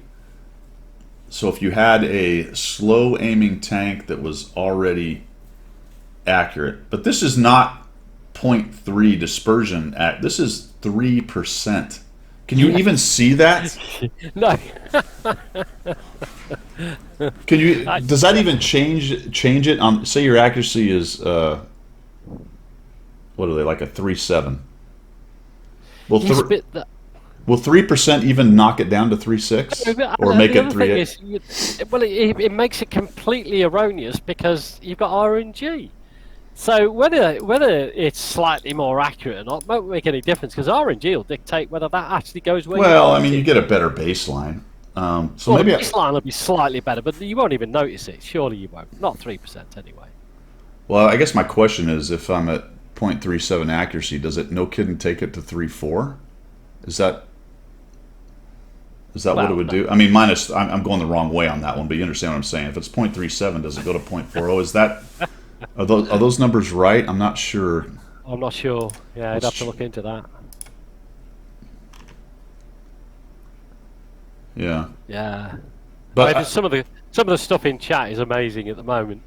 You know. and why would it? Why does it say 3%? Why doesn't it say just give you the plus or minus based on the number they show you in game, so you have some kind of frickin' understanding of what it's doing? Yeah. Yeah. I don't know. You know, view range +3, shot stun duration +10, additional stun duration +15. I don't even know what the hell that means. Stun duration +10, additional stun duration +15. So to get 3% more view range, whatever that means. Yeah. I mean, at least that's a number, right? Because if you got a 500 view range, 3% is actually you can work significant. that. Yeah. That'll be another X amount of meters. Yeah. Although what's not spelled out is 3% of what? The base? The total? Because you have other bonuses. Yeah, I don't know. yeah, Is it yeah, stack? yeah. I don't know. Nobody Exactly fucking what happens knows. when you've got all the crew skills applied to it and Yeah. etc. etc. Where do you get the figures from? It's Right. got to be base. It's the only thing you can use. So, Consistent. so I get 3% more view range, which is fairly significant. And my negatives are things that probably nobody cares about. Yeah, being stunned a little more sucks, but I mean, it's. Yeah. Oh, you mean I can get way better, significant view range bonus by getting stunned a little more? Sign me up. You know what I mean? There's no negative, really, to be honest. Yeah. Yeah. Here's the better. So here's an even better one, and I'm not showing everybody this. Every time I click on one of these, I'm cracking up. This one's on this one. You can lose view range and get better stun. Nobody's ever going to use that. No. Ever. Not even. Not That's even one of the big artillery. 5. View is one of the big 5. Stun duration is not even 47. It's there, isn't it? It's somewhere under. Yeah, the elbow there. nobody's gonna ever take a view range debuff just to be stunned less. Okay, No. I don't know. Maybe your mouse does. I guess. 5 heavy, possibly. I don't know. I don't know. Would you? No, probably not. I wouldn't even consider it. It'd be too much effort to go in and work it out just to Yeah. do it for a Type 5 heavy. To be honest. Just So now leave here's it. an interesting one, where maybe you do. You know that when you make statements like I do, sometimes you're wrong, obviously, because you make big blanket statements. Maybe you do accept on your mouse -2 kilometers an hour, ultraverse -5 to get HE damage negative, stun negative, and protection +20. That actually seems Well, that makes more sense. That Now makes- you've included all that sort of stuff. Yeah, it makes more sense. yeah. Yeah, because there's quite a lot in that actually. Now here's one you're probably not going to take on your heavy, 2 kilometers an hour, ultraverse. Now you're going to take more HE damage and be stunned more and lose more crew. Oh. That's a little tough for just +2 kilometers an hour. At least the +2 kilometers an hour is a number that makes sense because it's. Yeah, I get it, you know. Yeah. my Yeah. top speed's 50, I get 2 more, 52. I can do that. Yeah. That makes sense Yeah, to me. the math's fine, but the actual application of that particular benefit is Yeah. complete and utter rubbish. Yes, it is. Yeah, I can do Traverse 2 kilometers quicker to get to my death. Thank you. -5 to turret traverse, +5 to dispersion to get myself 30% internal modules, durability, and repair speed +5. Well, maybe. Hmm. And then the opposite of that. So it's interesting. When you get to the tier 10, you can pick. Let me just do a bunch. I'm just going to pick randomly these things. So you've got 5 of these bad boys to pick, right? And holy cow, look at this list of buffs and debuffs. I mean, there's certainly a lot of build possibilities in here, and you'd have to go through it based on different tanks. And I know that Dez and some of the other guys have made some pretty interesting videos on just some of the outlier tanks, how high they can get their camo, and some other things like that. But that's a lot of buffs and debuffs. It would be hard to make a lot of sense of these things.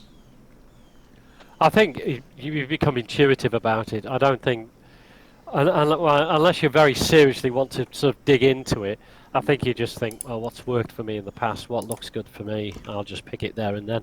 I don't think I'll spend time researching it to any great depth. I think there'll be people who do that, and that's fine. And there may be streamers who do that, and that'll be information that's useful.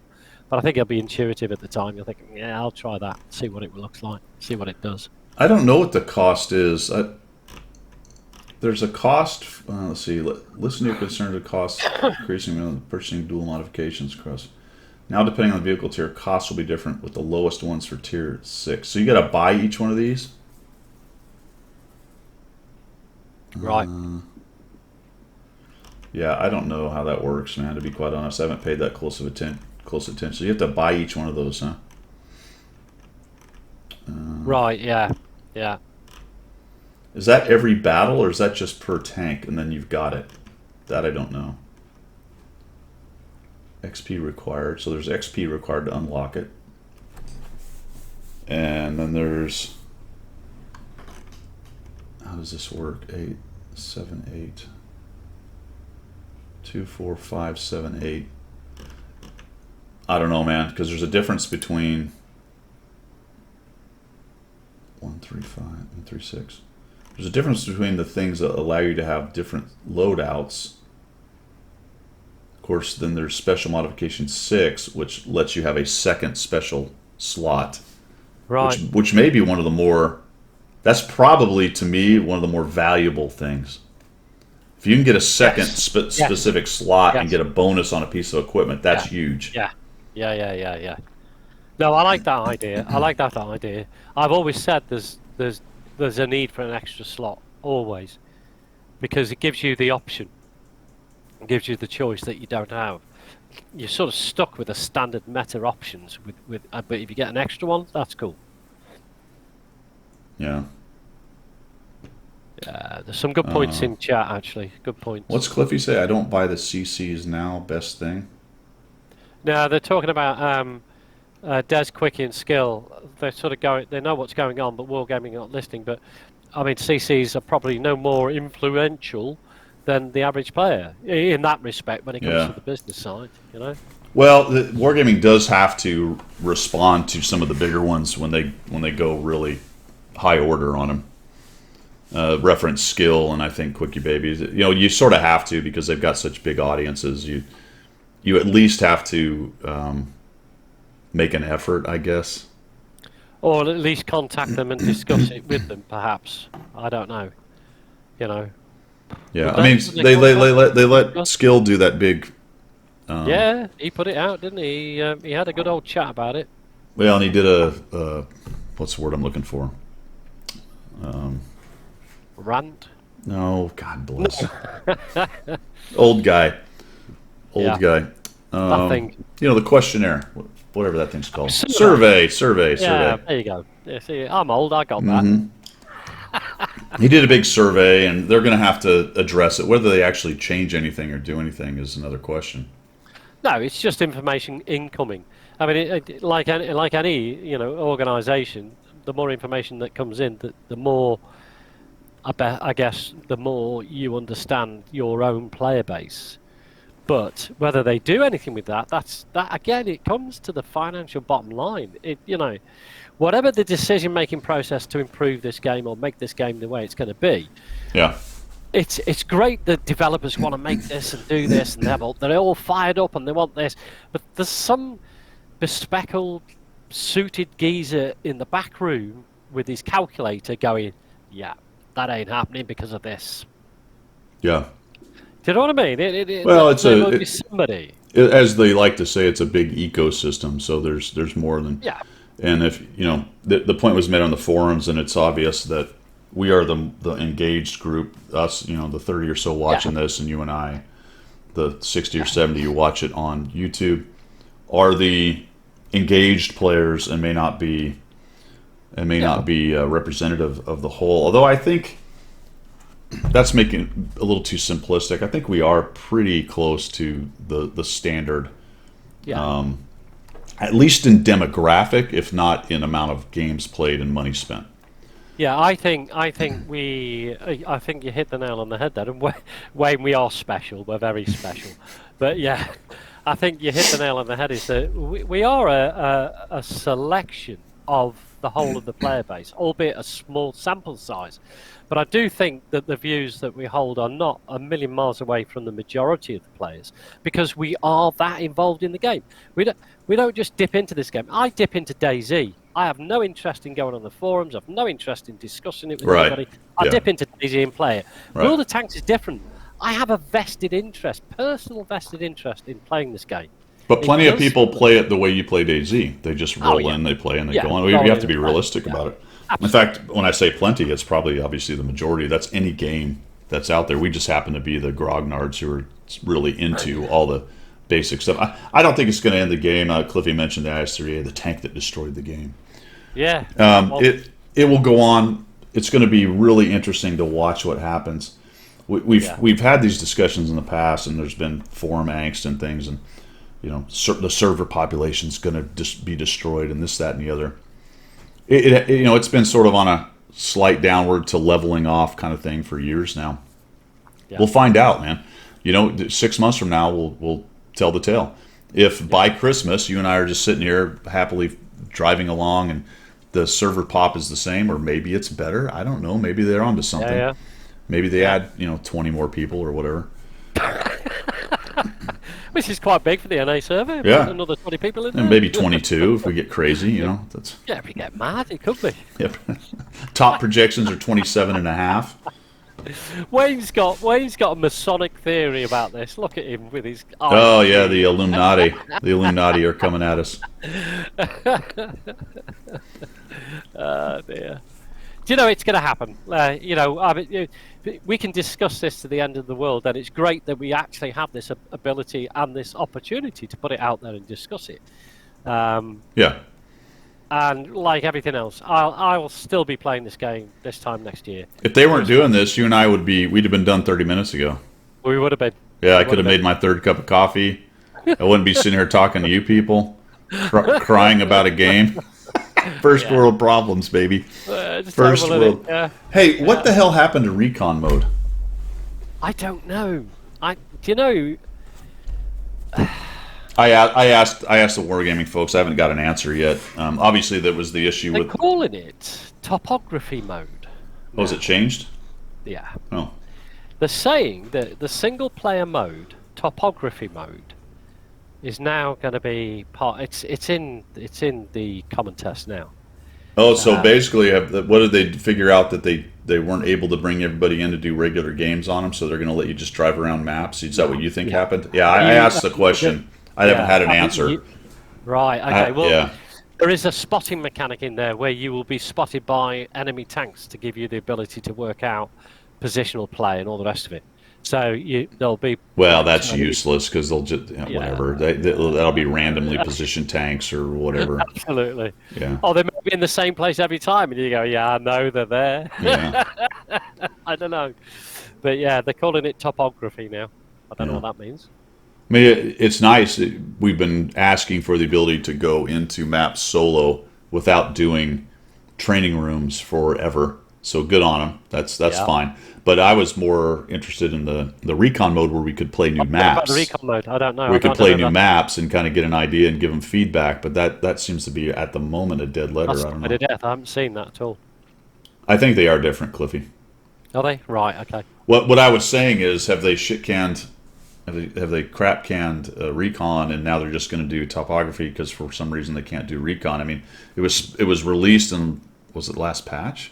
Yeah, it was. And then they turned took off real almost quickly and taken almost out. the day after. Yeah. Yeah, so it was taken out right after because apparently the preferential tanks were causing problems, which I don't know why that would be an issue. You know, if you bring your pref into it, so what? Yeah. But I don't know. We are getting one of those new maps, though. We are getting We're getting Safe Haven. Yeah, Yeah. Which has got lots of water on it, as we've discussed. good for 'Cause it's a drowning, harbour for map. artillery. Good for Good drowning. for artillery. They've got more than one place now they can drive in. It's a off the 1,000 by 1,000 map It's huge. with fully 1/4 to 1/3 of it is water and useless. Yeah. Good job. Yeah, and then there's a built-up area and a field area, because that's all new to maps. Well, the worst part for me is the tunnels. It's a, yeah. Yeah, I don't want trees. tunnels. The No. map, the camera does not work in tunnels. And they got those factories you can drive through and hide behind factory walls and things. Yeah. Have you seen that? And the containers. It's going to be a bit of a interesting. I quite like the idea. Really, I'm interested in getting in it and see what it's like. Yeah. I don't want to knock it before it's out there, and maybe I should get myself onto Sandbox or something. But I'm quite interested in having it there and just seeing what it's like, because I'd be Yeah. quite interested to see that if a wall or a container will protect me from being spotted, like that mouse we had yesterday. That mouse that was being such a pain in the backside. Remember him? I was Yeah. in the. Oh yeah, with the Manicore. Yeah. He hid behind a building, which stopped him being spotted. Yeah. Or between two buildings. Amazing. Yeah, Sly, I don't know if they've worked on the camera, if they're just gonna make the tunnels and you have to fight the camera while you're playing. That's my issue with the tunnels, is the camera's so wonky. I don't know if they've added some kind of code to try to fix that or change it. We'll see. I don't know. Well, She makes a good point. Don't worry about Recon. Recon 2.0 is coming. It'll be worse than Recon. Brilliant. yeah. Yeah.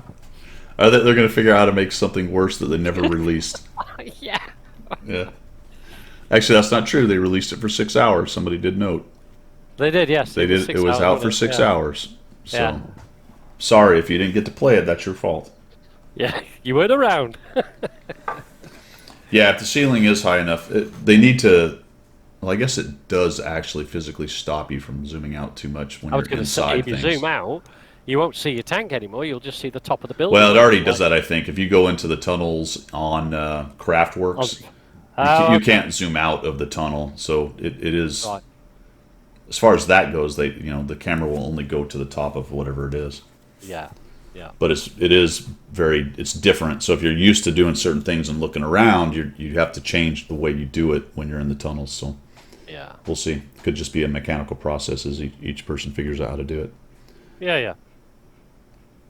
Right. Well, that's about it, guys. I mean, we've been at it for 2 hours here, I think. So We we're have. gonna wrap it up. Unless anyone's got any last minute questions, Pilgrim, you got anything else that we didn't touch on? I've got one thing which is now going to make me go bright red and be very embarrassed about the whole game. Oh. By the way, there isn't a competition this week, purely because I was so bloody lazy. I didn't sit down and do any research. Sorry, guys, but I promise you there will be a competition next week for the 500 gold. Cool. However, come back to the embarrassing point. I've only just figured out less than 4 days ago that when you fit bounty equipment, you can actually upgrade that by using credits. I sat there about 4 days ago and I was going, oh, what's this upgrade stuff? And I looked at it, I thought, well, I've got to pay you 3 million credits to get it up. So I've had all this bounty equipment thinking it's pretty shit, this bounty equipment. It doesn't really do what it says on the tin. Yeah. And you can upgrade it using credits. I was like, I don't know. Yeah, I don't know. So now I'm trying to save up enough credits to upgrade all my bounty equipment. So that's actually a great kind of segue back, or a circle back, as they say. I think we're going to find a lot of that with the new Crew 2.0. People are going to, and field mods. There's going to be stuff they're just not even going to know is in there until a long time from now. Exactly. You know, exactly. as people try to figure it out, especially the casual players, they'll be like, I don't know what that is. Let me just play without it. You know, trying to figure it out. Somebody asked when I'm going to be streaming next when you're on this week. Monday, Randall. I plan on tomorrow. Maybe a few others. We have a really light week, and we've gone back to being silly about the Delta and freaking out. Because I work for the government, then we're in full high PRF. We're freaking out. So I may have some extra time is the long short there, but I plan on doing it tomorrow. Probably 10 or 11 for a couple, 3 hours, and then I will do the stack up as well. So that's it, man. We're just getting some feedback from the bounty equipment, which is making me giggle. Sorry. Yeah. Bounty cup holders don't do what they. Well, all the British tanks are much like the Tier 9 reward tanks. They have a permanent tea and black pudding maker. Yeah, it's called a BV, a boiling vessel. And it makes the black pudding. It doesn't do anything with pudding. We don't have pudding with tea. Bloody colonial. I had a really good scone in Utah, but cool. You'd be horrified because it's nothing like the scone. It's basically a deep fried. No. Oh yeah, it's basically it's like a giant flat donut. No. Yeah, no. And they call it a scone, and you put sweet butter on it. No. I'm going to seriously educate you. Next time you come over here, I'm seriously dragging your backside to the Queen's shop to have some. I know what a proper scone is with clotted cream and raspberry or whatever the jelly shit's called. It's quite good. Quite good. There. All right, guys, this is it for us. We're heading out. I'll go ahead and get this uploaded for the YouTube folks. Thanks for coming by. Much appreciated. It's Guido signing off from the left side of the Atlantic. And it's Pilgrim signing off from the correct side of the Atlantic. See you guys.